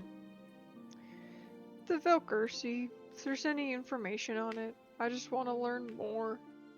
Gotcha. On Vel'ki. I mean, there's talk of like suspected Vel'ki within these books. Different individuals kind of in small towns that had like kind of like grand followings around them that had kind of these mystical powers. They range throughout the history of the rings of Meropis, but like kind of all of them kind of led to like ruin. Like, there are many tales of like suspected Vel'ki who, like, one was a seamstress who, like, supposedly wove like the finest clothes of anybody in the kingdom, and so was given more and more and more power. And so there came a day where, like, a beloved king in the unclaimed lands wanted this individual to make them their royal garb for their wedding. And the seamstress, dutifully and with, happiness in their heart, went ahead and wove together like the finest wedding suit that the king could have imagined. And that's when the Volgersi kind of attacked using them. As soon as the king put on this suit, they began to go mad. The king killed their bride-to-be and ordered the soldiers to start slaying everyone across the land. Within a few days, the king was stopped. Everyone blamed the seamstress. The seamstress was hung. And like that kind of story reverberates from Vel'ki to Vel'ki to Vel'ki, as the Volgersi gets them to a position of incredible power and status, and it's pride before the fall. And there are no stories about them somehow freeing themselves of their condition, somehow getting their condition under control. No. Those stories don't make it into history books. Fair enough. Is there more information about the nature of the spirit itself, the Volgersi? There's conjecture, but again, like, this is there are like snippets in like very broad general knowledge books. The Volgersi is spirit of low magic. It usually sits and hunts in a particular area or place, and then it chooses its victim carefully. Usually Volgersi don't have more than like 5 to 10 people at any given time, and they focus a lot of their attention on them. So they go ahead and give them this individual power and feed kind of off of them, whatever they have, really. The actual like spirit itself, again, like, it's invisible, it's intangible, it's not really ever seen. It is a feeling in the woods, a shiver on a warm summer's day. It is just kind of described as the thing that you feel in the darkness watching you, but that you never see.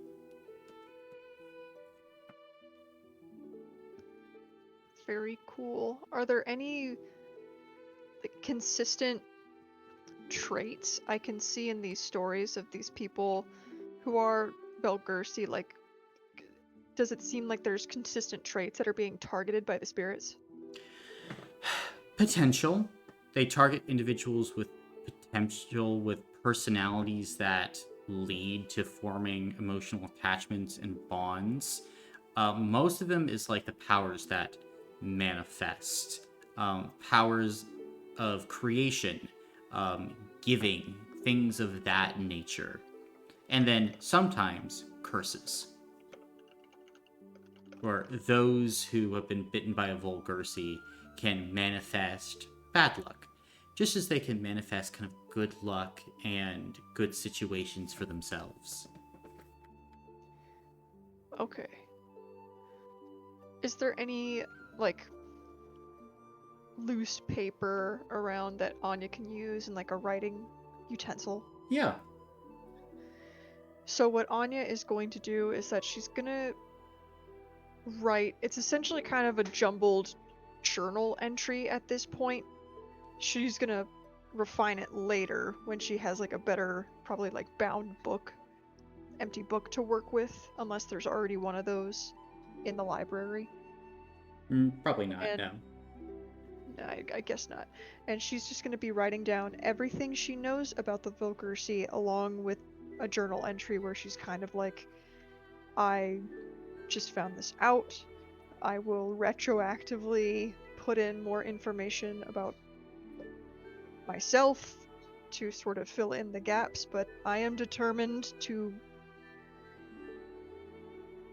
not be one of these stories. Gotcha.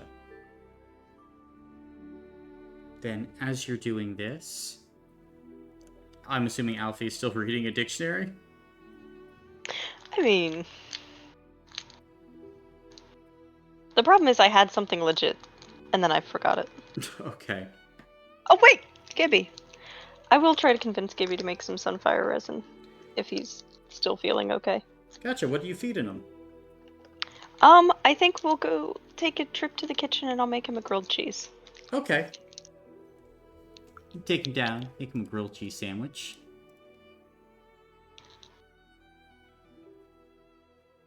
Meh. Would you be willing to help me by making some sunfire resin? It's the gold thing you saw me drinking. Nope, he didn't see that. He was asleep. Hmm? It's this sort of gold, colored, waxy, crystal-looking thing Meh. that helps me stay warm.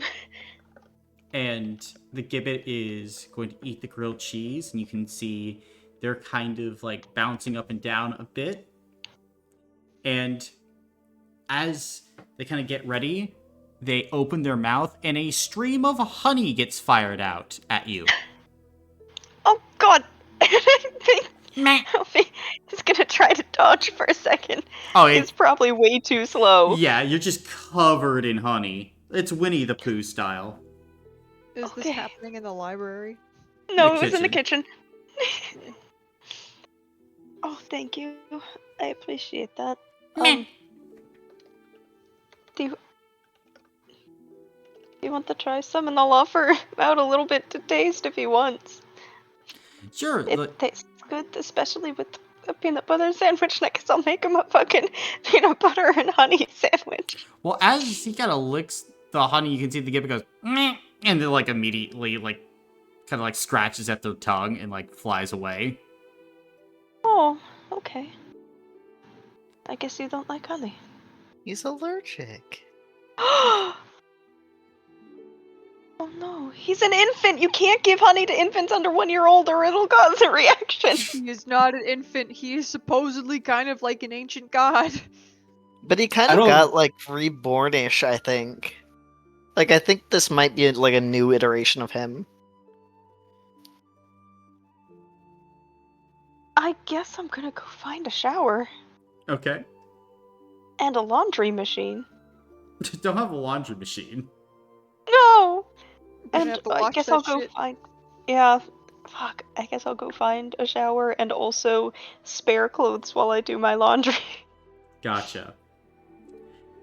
Then, as all of this is happening, Gwyn and Alfie, well, before anything else, Jericho, you can go ahead and take 4 hero points. And, Anya and Alfie, both of you can go ahead and take 2 hero points for your research. Let's go! Let's go! And at this moment, Gwyn and Astrana, you are able to finish your upgrades. As all the upgrades that you've been working on for the party are complete. Yippee! Let's go. We upgraded our knowledge, we upgraded our Yippee. gear. Let's go! Mm-hmm. And we upgraded our friendship.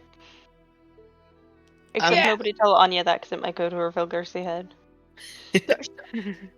So I would like to go ahead and kind of switch out my light armor for my new medium armor now. Before I Gotcha. forget to call that later. Then you can certainly do that.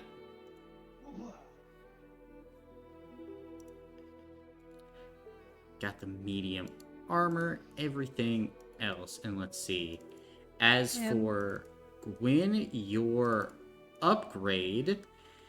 Uh-huh. your upgrade allows you as a background action you can give all your damage rolls on your turn Leech 2, which is that when you take a health block, you can regenerate stamina points, basically. Awesome. And my other upgrade to upgrade my strength, do I get like another physical point? Yep. Awesome. And Let's go. And then we upgraded my necklace by, was it 1 level or 2? 2. I can't remember. 2. 2, okay. Mm-hmm. And did we make that pocket dimension for Mape Hill? Yes. Yes. Yay. Yes. Pocket dimension from Maple. Jericho, you can now reload your Naxos shotgun with an action or using your background action in all your movement. Or you can do a hot shot reload using a background action to try to reload it. However, you have to roll a d6. On a 3 or higher, you're fine. You reload the Naxos. But on anything lower, the Naxos jams. You have to spend an hour clearing the jam. Is Love gambling. is that a thing I can hero point? No, it is a special roll. Gotcha. Okay. But 66% chance it goes well. Yep.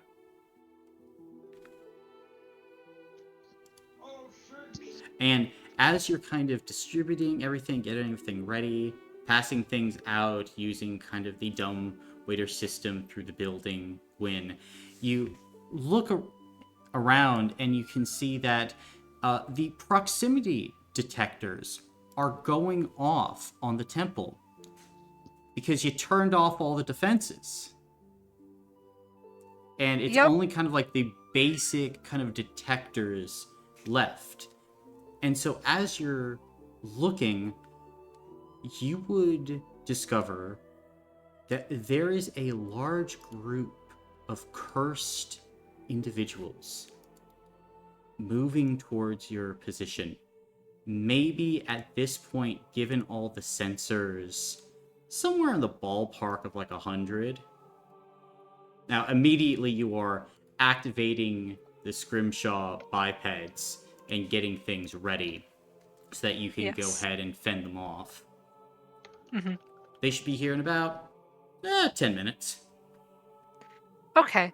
Gwen's gonna start trying to man the defenses as best she can, and is gonna send Astrana to warn everybody. Gotcha. And Astrana would go and warn everybody. Gotcha. Oh, shit. Alright. Maple, really quick. We're going to have to go back outside. Not right now, but I have something where you can be inside even when you're outside. And I need you to get in there right now. I knew that you were the best owner. You have finally done a good job. I knew you had it in you. Of course, I would always be able to bring the outside to you. The inside to you. Well, you just ruined this moment, but you still did a very good job. Good job, human. Thank you, Maple, and I'll go ahead and put her in that pocket dimension. Okay. Put her away. Did Morgan have that I can find spyglass or binoculars or anything like that? They had telescopes, yeah. Okay, I'll grab one. Okay. Grab it. And can I go to like a balcony? Yeah, as you go to a balcony, kind of extend the telescope and look out, and you can see kind of a large group of these cursed beasts like the ones you saw in Fairfield. They are in multiple groups coming from multiple angles at the tower itself.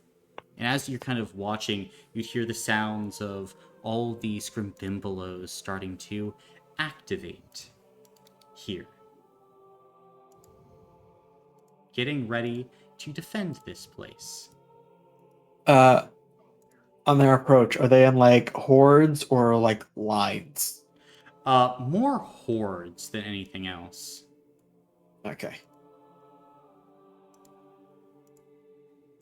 Do I see a direction in which there's fewer of them, or are they all coming from all directions? They seem to be mostly coming from like all directions. Okay.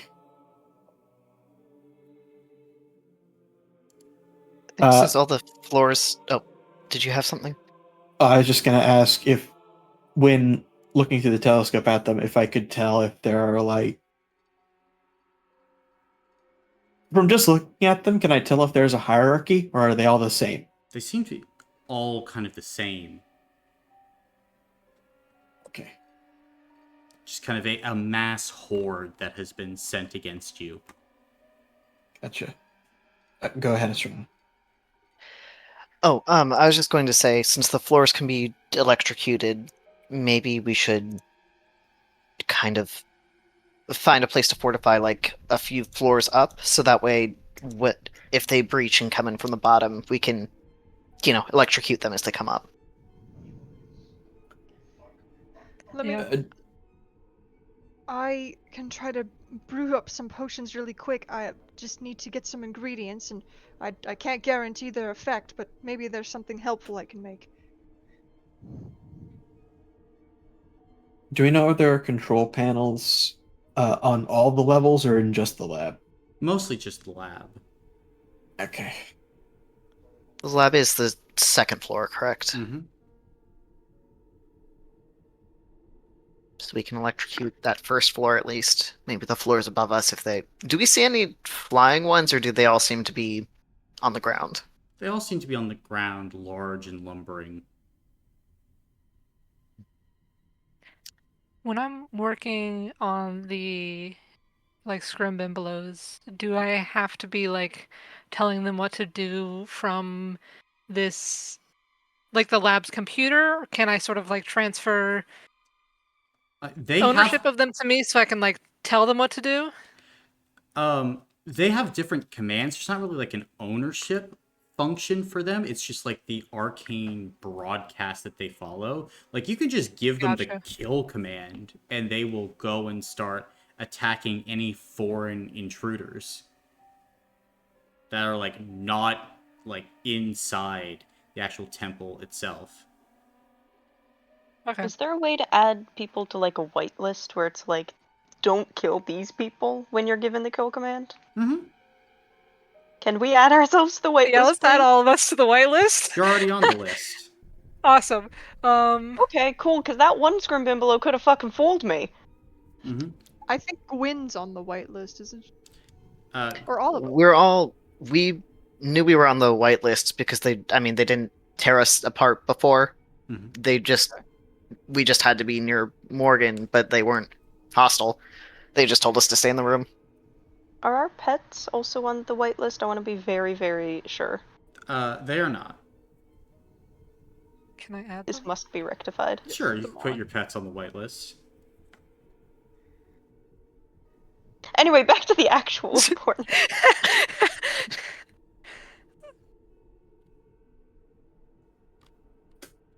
At this point, they're maybe 3 minutes out. Can I quickly get out my cauldron and start brewing? Sure. What are you trying to brew? I think I will put in two of my cool rocks. I would like to put in a gibbet cigarette, if Jericho would be so kind. And then, did we keep any of the honey that thing made? I imagine we could scrape some off the kitchen wall. I'm gonna take some of that. Yeah, you can do that. Do you want a honey water from the washing that I haven't dumped yet? I would like concentrated honey, please. I scrape some off the kitchen wall and give it to you. And I'll put one of the buttons that Gwyn made in there, and I'm gonna stir it up and see what it makes. Alright, roll a d10. Watch it be a potion that gives you a really big butt and nothing else. 3. Okay.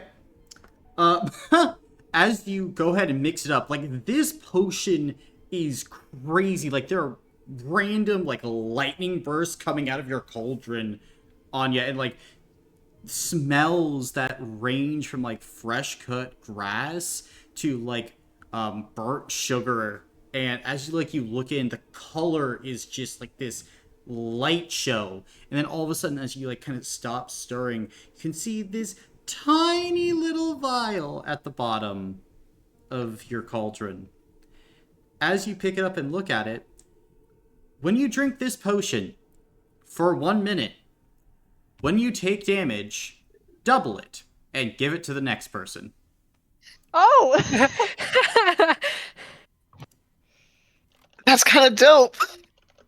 When it says Who is the next person? do we pick next person, or is it the person next to us? Just the next person. The next person. I'm going to awesome. assume It that can't means be the that next- bad. It's only 1 minute. The next person I- around you that takes damage. That's 10 rounds, Jamie. No, it's not.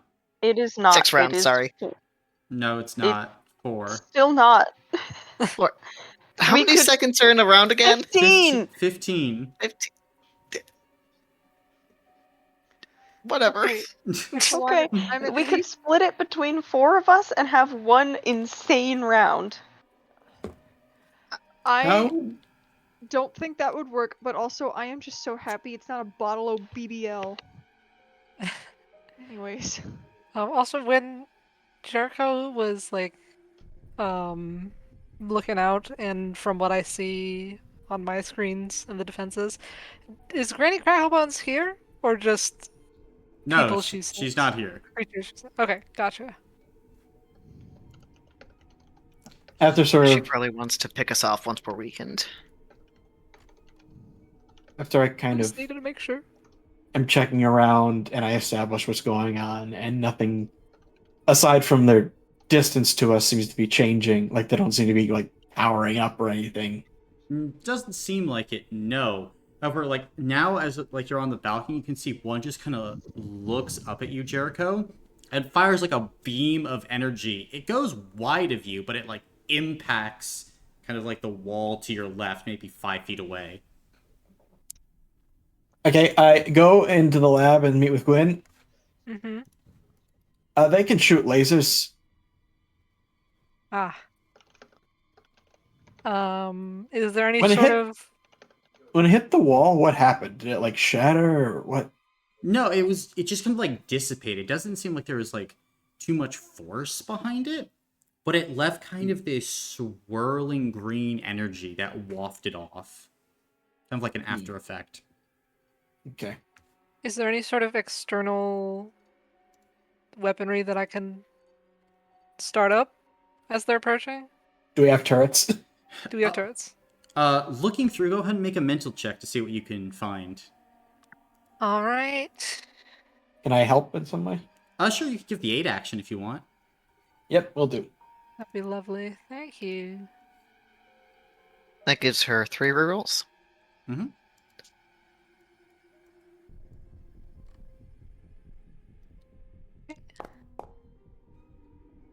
I would love to use those 3 rerolls. 3 successes. Gotcha. Looking through, then, there are monitoring systems for the outside of the tower, but a lot of, like, the defensive measures were supposed to be handled by the Gibbet. So it could create weaponry where needed and, like, fend off attacks.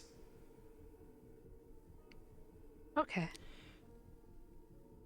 But, like, at this point, like, the Scrimbimbelos are, like, ready, like, to deploy, and, like, these cursed creatures are almost at the tower themselves. Are you wanting the Scrimbimbelos to stay inside or to go out and attack, Gwyn? I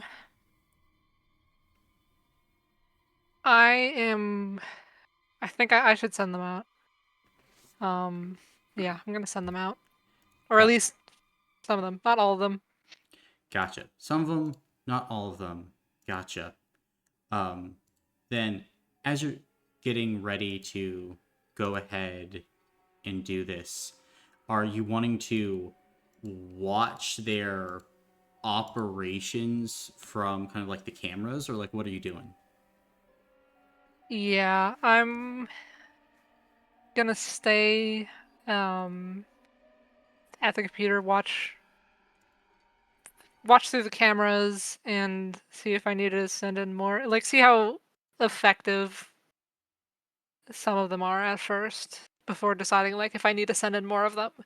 Gotcha. But I at least want to like slow them down. Gotcha.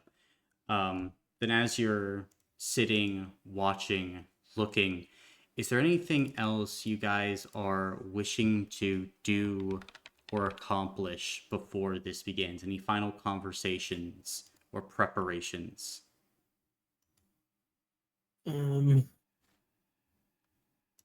I am making sure all my guns are loaded. Yeah, certainly. They are all loaded. Yeah. And I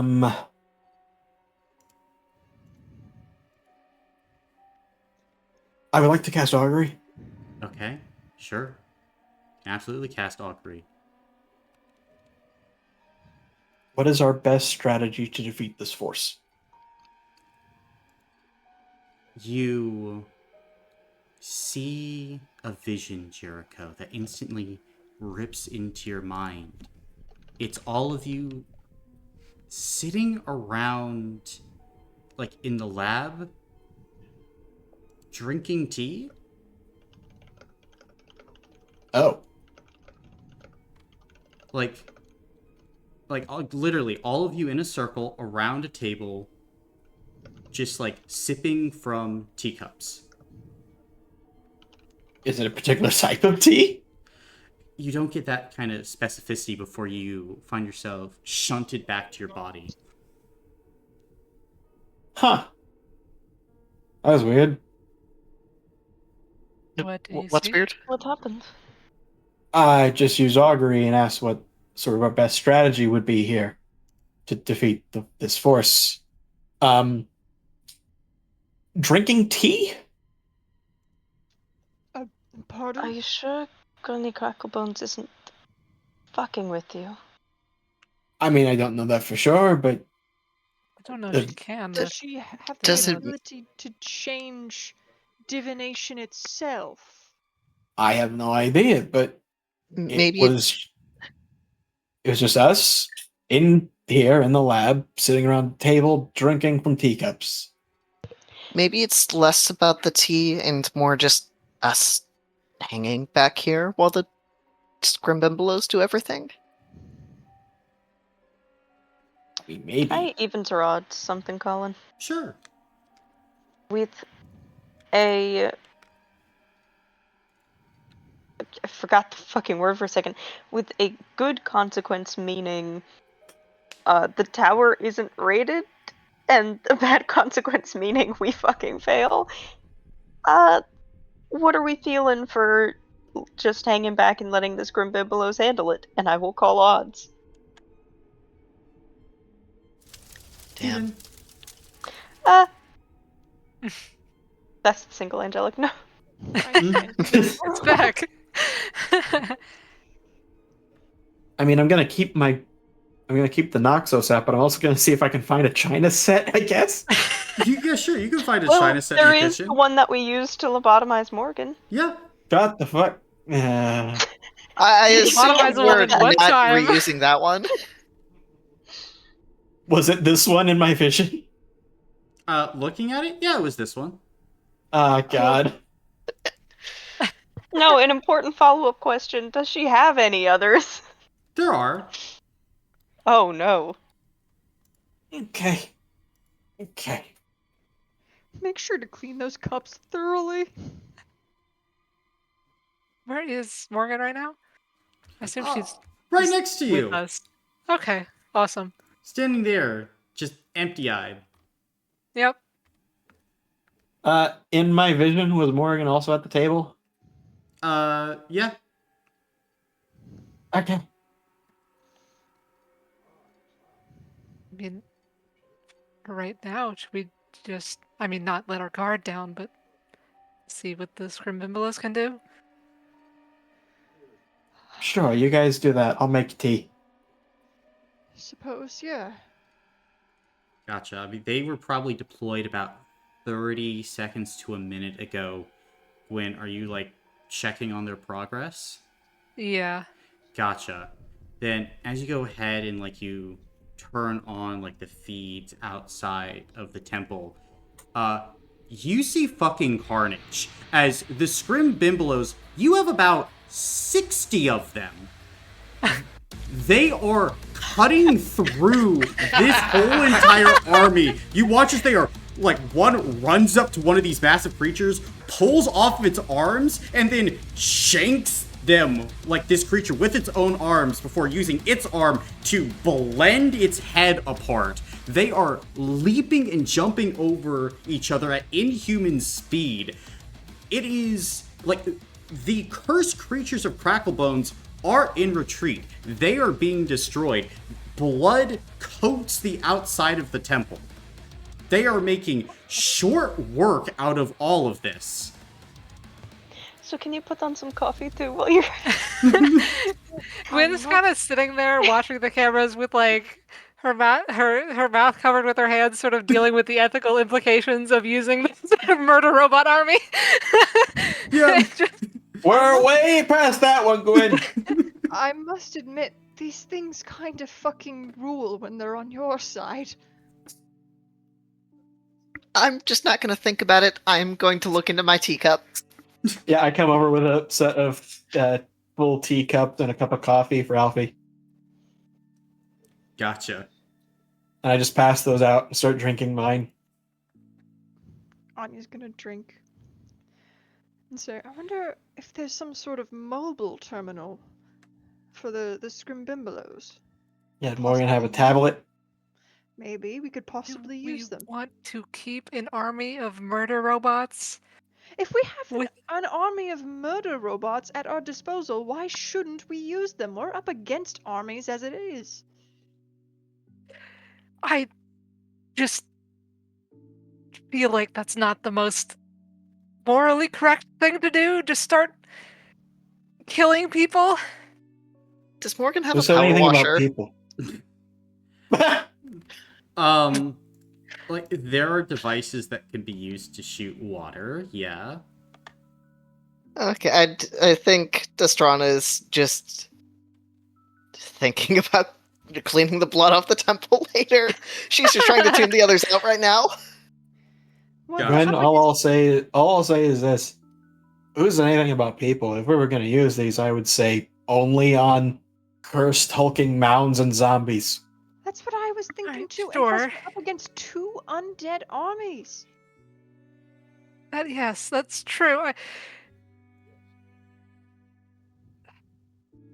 You must understand how hard this is for me right now, given that I'm also another robot created by Morgan.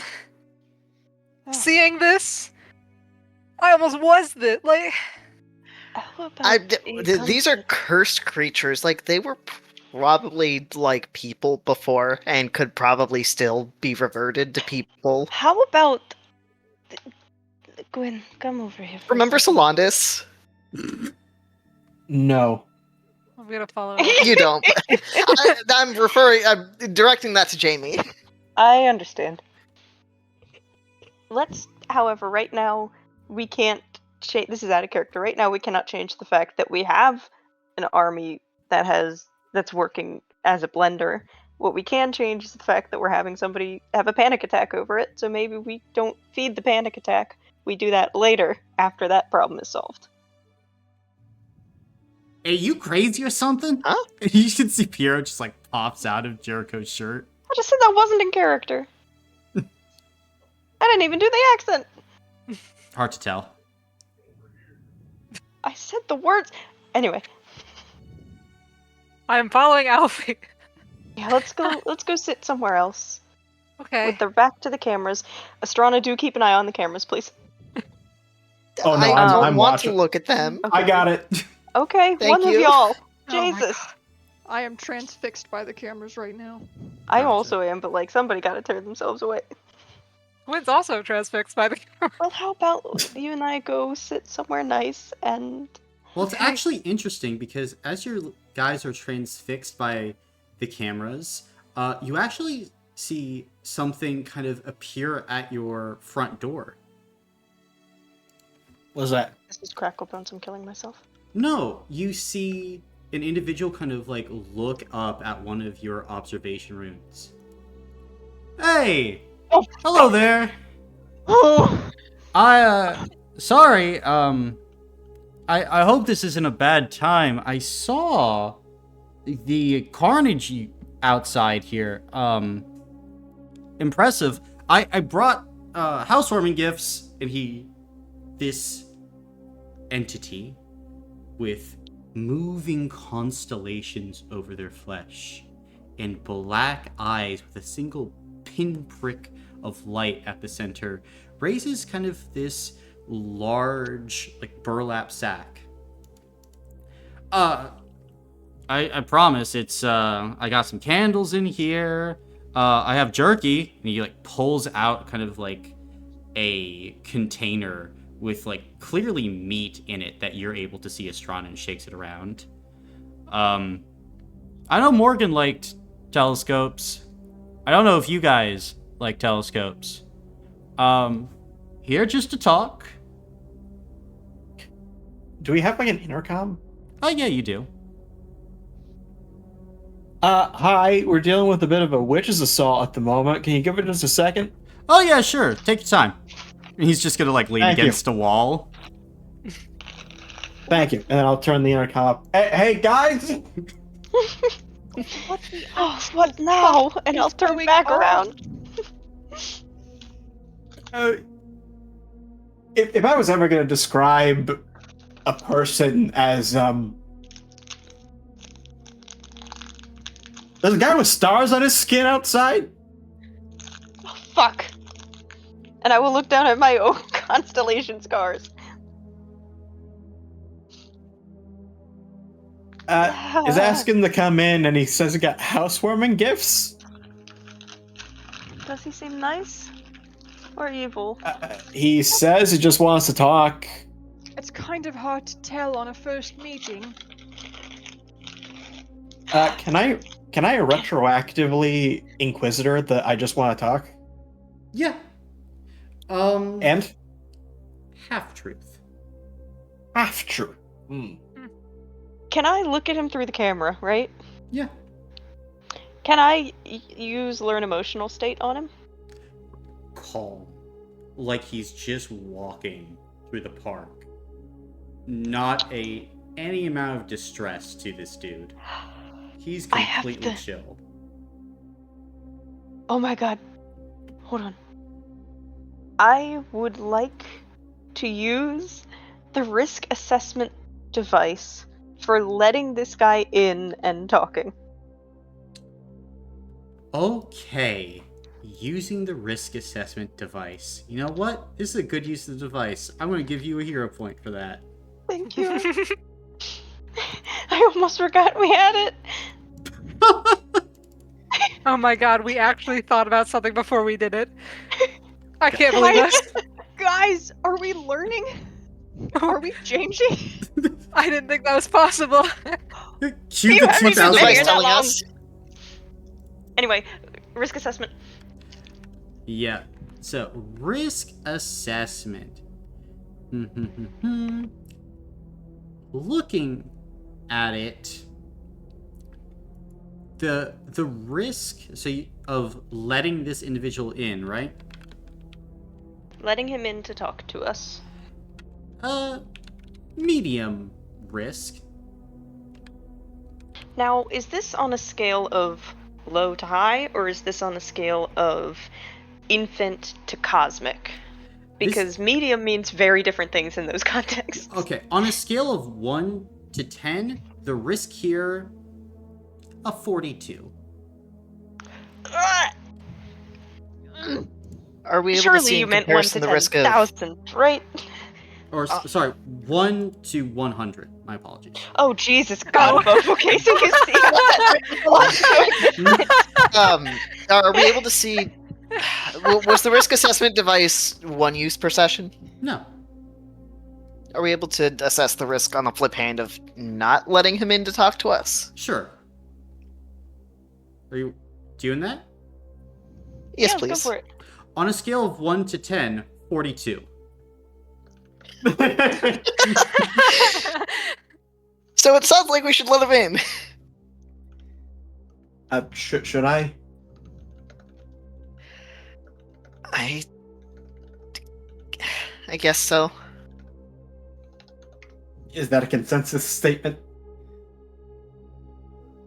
Yeah. I don't feel particularly good about it, but it seems I would be outvoted anyway, so... I don't feel particularly good about it either, but I don't know what other choice we have. I mean, I don't feel good about it, but it seems like not talking to him is worse. I hit the intercom. All right, come on in. Hey, thanks. Opening the door? Yep. Gotcha. And I'll shut up behind him. Yeah, that's fair. Are you, like, tracking him with the cameras as he's following the bright arrows to your location? Yeah. Like we never bothered uninstalling those.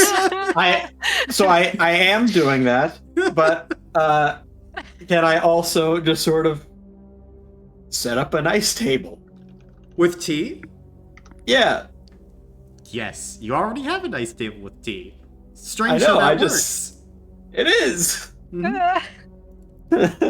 Crazy. I'll have both the kettle full of tea and the pot of coffee on the table and an empty cup. Real quick, just to know, can I see the closest exit on this floor? Like, to the outside? Well, this, like, the lab has one way in and out.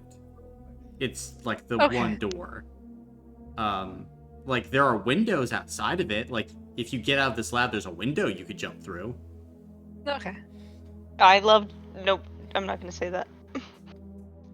Say it out loud. I it. love jumping through windows, but I only meant that in the context of I have suggested this probably 8 times. Just in case, you know? Mm-hmm. I lean over to Anya. Should we do something about Morgan before he gets here? Gwyn. Morgan. Well, He said, I say that. housewarming gift. He knows what happened. He must know. He said Morgan. Can I? After a week? Yeah, he knows. Can I attempt to? Yes, that's Yeah, how that long it was- took for us to solve Yeah, this. that wasn't for the upgrades. That wasn't questioning. That was horrible, horrible realization. Can I attempt to lead Morgan to sit down at one of the chairs? Sure. Okay, yeah, I'll do that, and I'll sit down at one of the other ones. I think at this point, the door to the lab opens as this individual walks in. And as they do, like, you feel a tremendous amount of psychic power and energy just radiating off of them. Jericho, Astrana, and Alfie. Ah, so you're the Tattercoat Knights. How do you do? Pleasure. Would you like tea, coffee? Oh, coffee would be nice. 2 sugars, please. Yeah, I'll pour that for him. Anya will get the sugars. Thank you, thank you. I'll get more fucking coffee because it's the first warm drink I've had in so long. Let's see here. And I see he goes down, he'll sit down at the table. And I have these candles for you. He takes out like 5 different scented candles. And here's some jerky. Here's a telescope. And he takes out like a very nice telescope. Gwyn, he like sets it down. Didn't really know what you guys were into, so I just tried to scattershot for a housewarming gift. Do the candles say what scent they are on them? Yeah, there's No, they're mystery candles. Yeah, there's No, they're mystery candles. No, there's evergreen, there's Jackass. vanilla, there's Sorry. cherry. I love you, Shannon. Sorry. I got really excited. I'm sorry. Well, Bro, you gotta that's stop really biting nice my of you. hand. Thank you. Oh, of course, of course. How you liking the place? Neat. very- There's a lot of stuff to work with here. It's very I'm sure. useful. Hmm? It's very useful. Good. I mean, of course, Morgan there was still alive. I didn't actually expect still alive. What did you do to her? Anya, had a potion she made. And, I mean, Morgan drank it, and that. And that happened? But she Anya was makes also some crazy invisible for an potions. hour. Less than that, because it was weaker. Oh. She was also Yeah. invisible for 58 minutes. I'm sure you're familiar with lobotomies. I accidentally made a bottle of one. To be crude, I suppose. It's not intentional. You know what? You've heard of chemical castration, now get ready for chemical lobotomy. Band Well- name idea. Surprising, but it's so daring I almost have to respect it. And, thank you. Almost. I appreciate the almost respect.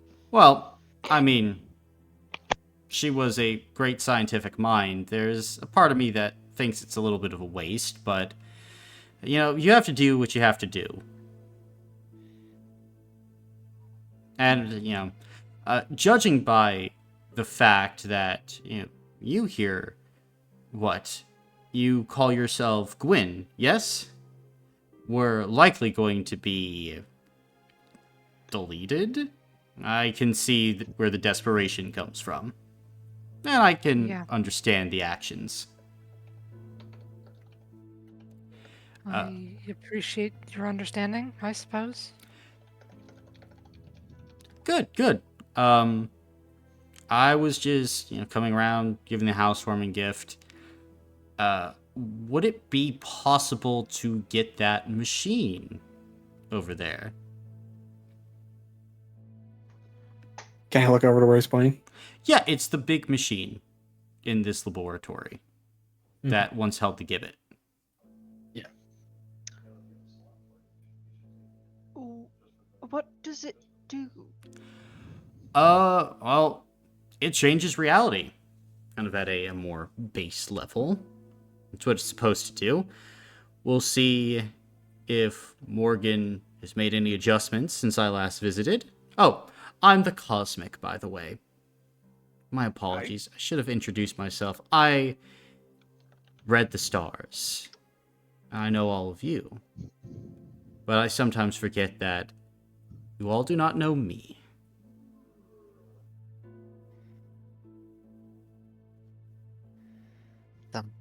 Nice to meet you. Yes, nice to meet you. Yes, nice to meet you as well. You said it changes reality. How so? Well, this reality is very changeable. I mean, you look around. It's a 2-bit world, I have to say. Very, very poorly created. Nothing makes a whole lot of sense. But that means it's malleable, pliable. Can I actually ask that question? Are we in the stack somewhere? Oh, no. You are not in the stack. We are outside of it. We are on a periphery, a bubble, if you will.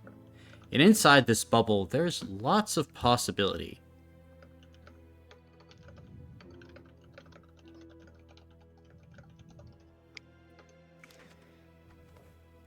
And I suppose if you seek to change reality, what changes would you like to make then? Well, I suppose at its core, I want to, I suppose, refocus this place so it can be a world I would really like to live in. I have a friend who died, and I want them. Well, they didn't just die, they more so ceased to ever exist. And I would like them to exist again. Ah, Okay, so you're looking to move in here and Well, I mean, bring your friend back? if you would allow me to move in here, sure, I would. I'd know if you would find that to be Oh, imposing. sorry, what I meant was the Skybound lands in general. Oh, this guy, well, yes, in a way. Who was your friend?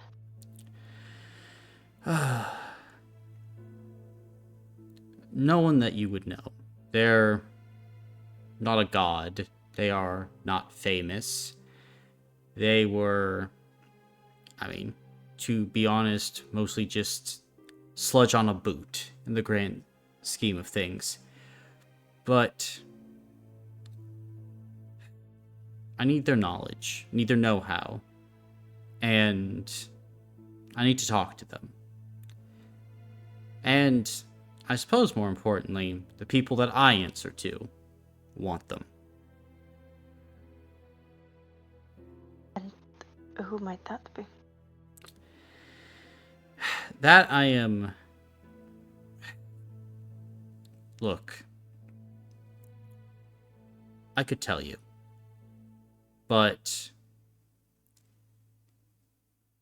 there would need to be more trust kind of floating about, you know? I can understand that. Sorry to hear about your friend. I mean, suppose so. But, you know, that's the situation I find myself in. I don't have any designs on Gwen's body or this Gelid engine you have or Vel'ki or anything of the like. Your situation and my situation are... I like to think we are perpendicular to each other. We meet at this point, but I'm not trying to be malicious. I don't think you are trying to be malicious. You're trying to be heroes. I'm trying to just do my job. Win-win for everyone. So when you say perpendicular, you feel this will be pretty much the only dealing we will have to make? That's my intention, yes.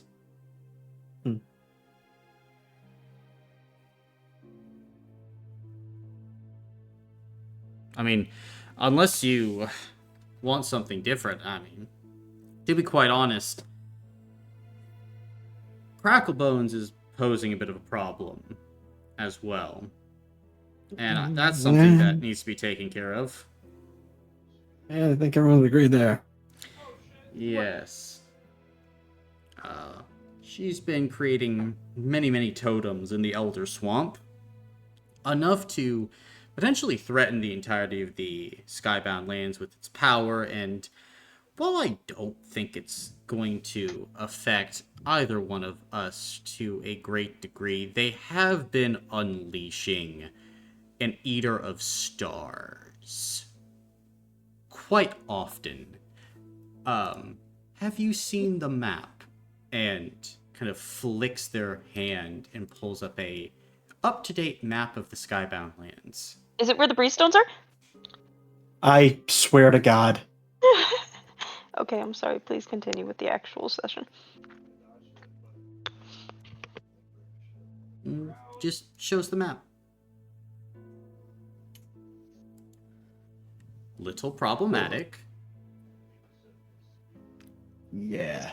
is this Star Eater, does it go by the name of Tolganeth?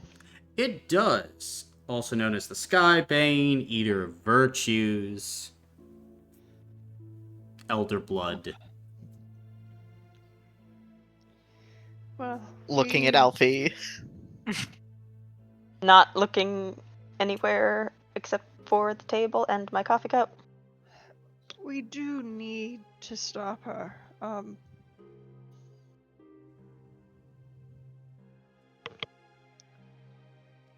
So, I need the machine powered, obviously. My guess is that you do not wish to give up your pet for the powering of this device. Yeah, absolutely not. I'm sorry. Fair enough. I would love, though, to have the totems that have been constructed. Perhaps using that to power the machine, power the device. A win-win. Again. So this would involve us going into the swamp to collect these totems from. Yes, very correct. How many would we need to get? As many as you can find. I'd say at least 20. At least 20 would be suitable. How big are these? Kind of like makes a motion where it's like maybe like 1.5 feet, 2 feet. You saw them in the fight with Granny Cracklebones. Right, yeah.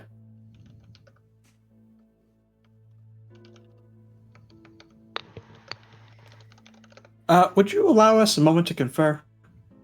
Go right ahead. Okay. Hey, guys, can you step over here for a sec? Yes. Yeah. I'll shuffle over. So, how do you think that this guy could help us with the Granny Cracklebones problem? I worry Sounds we like might it. need his help for the Granny Cracklebones problem. It also sounds like he's giving us a route with which we could not handle it, but at least start in that direction. Yeah.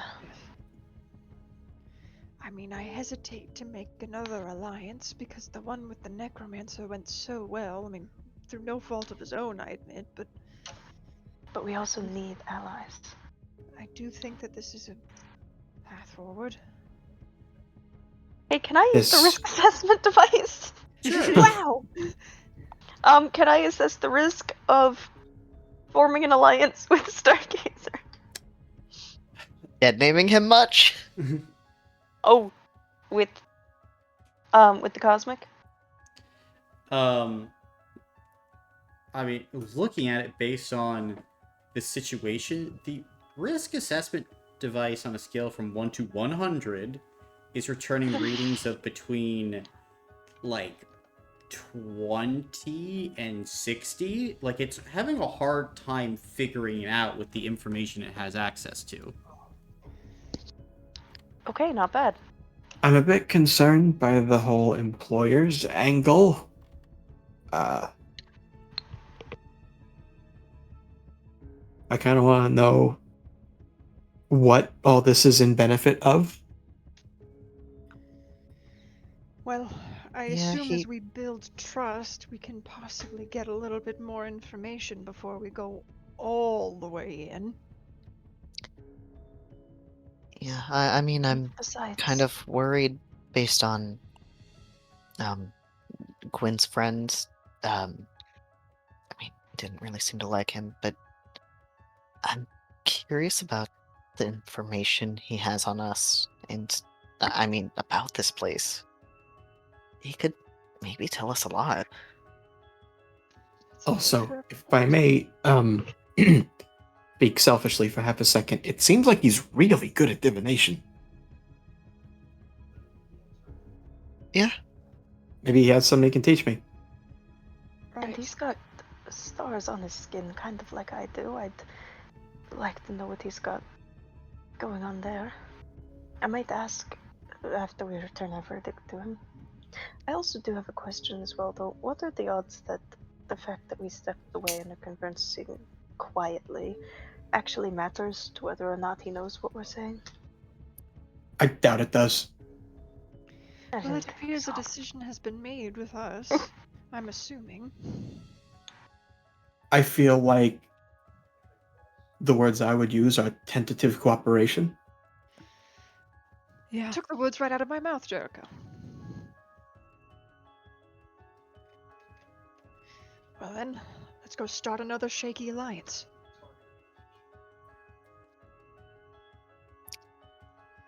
All right. Then you're heading back? First, I'd like words of approval from either Alfie, Gwyn, or both. Actually, prefer both. Oh, I already said yes. I said yes. Cool. Then yes, heading back. Gotcha. As you head back, he sees you returning. He'll sit back down at the table. Ah, What was he What was he up doing to before while we were sitting? huddled? Yeah, hold on. Yeah. Hold on. He was Back on up his a phone. second. Well, we asked for a second, so we got up and went away. yeah, he was standing near the door. Like, you saw him the entire time. He wasn't, like, messing with devices or anything. And I think... thought we stepped away. Yeah, you stepped We away, did. and he stepped away. And, like, whenever you Oh, look back okay. at him, he just, like, put his hands up. Like, showing Okay. he had nothing. Cool. Sorry, if Uh, I would have stayed at the table, you would have been convinced that I was up to something more because I've been closer to you. I would have looked to you, you would have thought, is he close enough to go ahead and hear our conversation? But your conversation was, in fact, written in the stars a long, long time ago. I'm glad we're entering a period of tentative cooperation.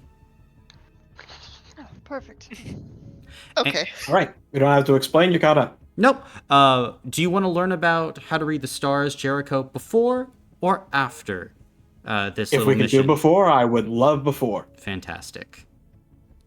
I also have a question, if that's okay. Oh, yes. But that situation is more delicate. It involves the lake. And immediately, just pang of sadness and mourning comes over your body. Yeah, see, like that. We could take you through that process, though, of learning more about it. It would be a little rough for you. I'm assuming you wish to know, though, still. Should we do the mission first? Fair enough.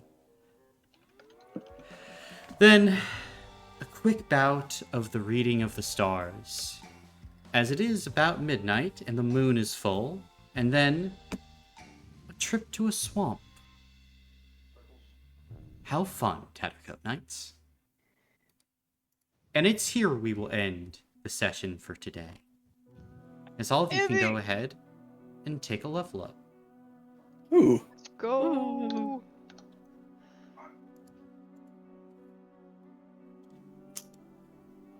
Thank you for the session. Yes. Thank you for the session. I like this guy. He was think actually Oh yeah, this. the very first campaign that these guys played in the Rings of Meropis. And the second Really? one. And the He second, was there. yep, he's been Neat. around what? a lot. I'm glad that you like him, Anna, because I also like him.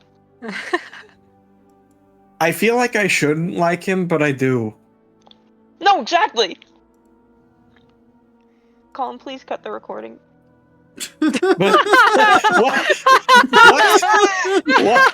What's about to happen? Why? No, not in that way. I just mean because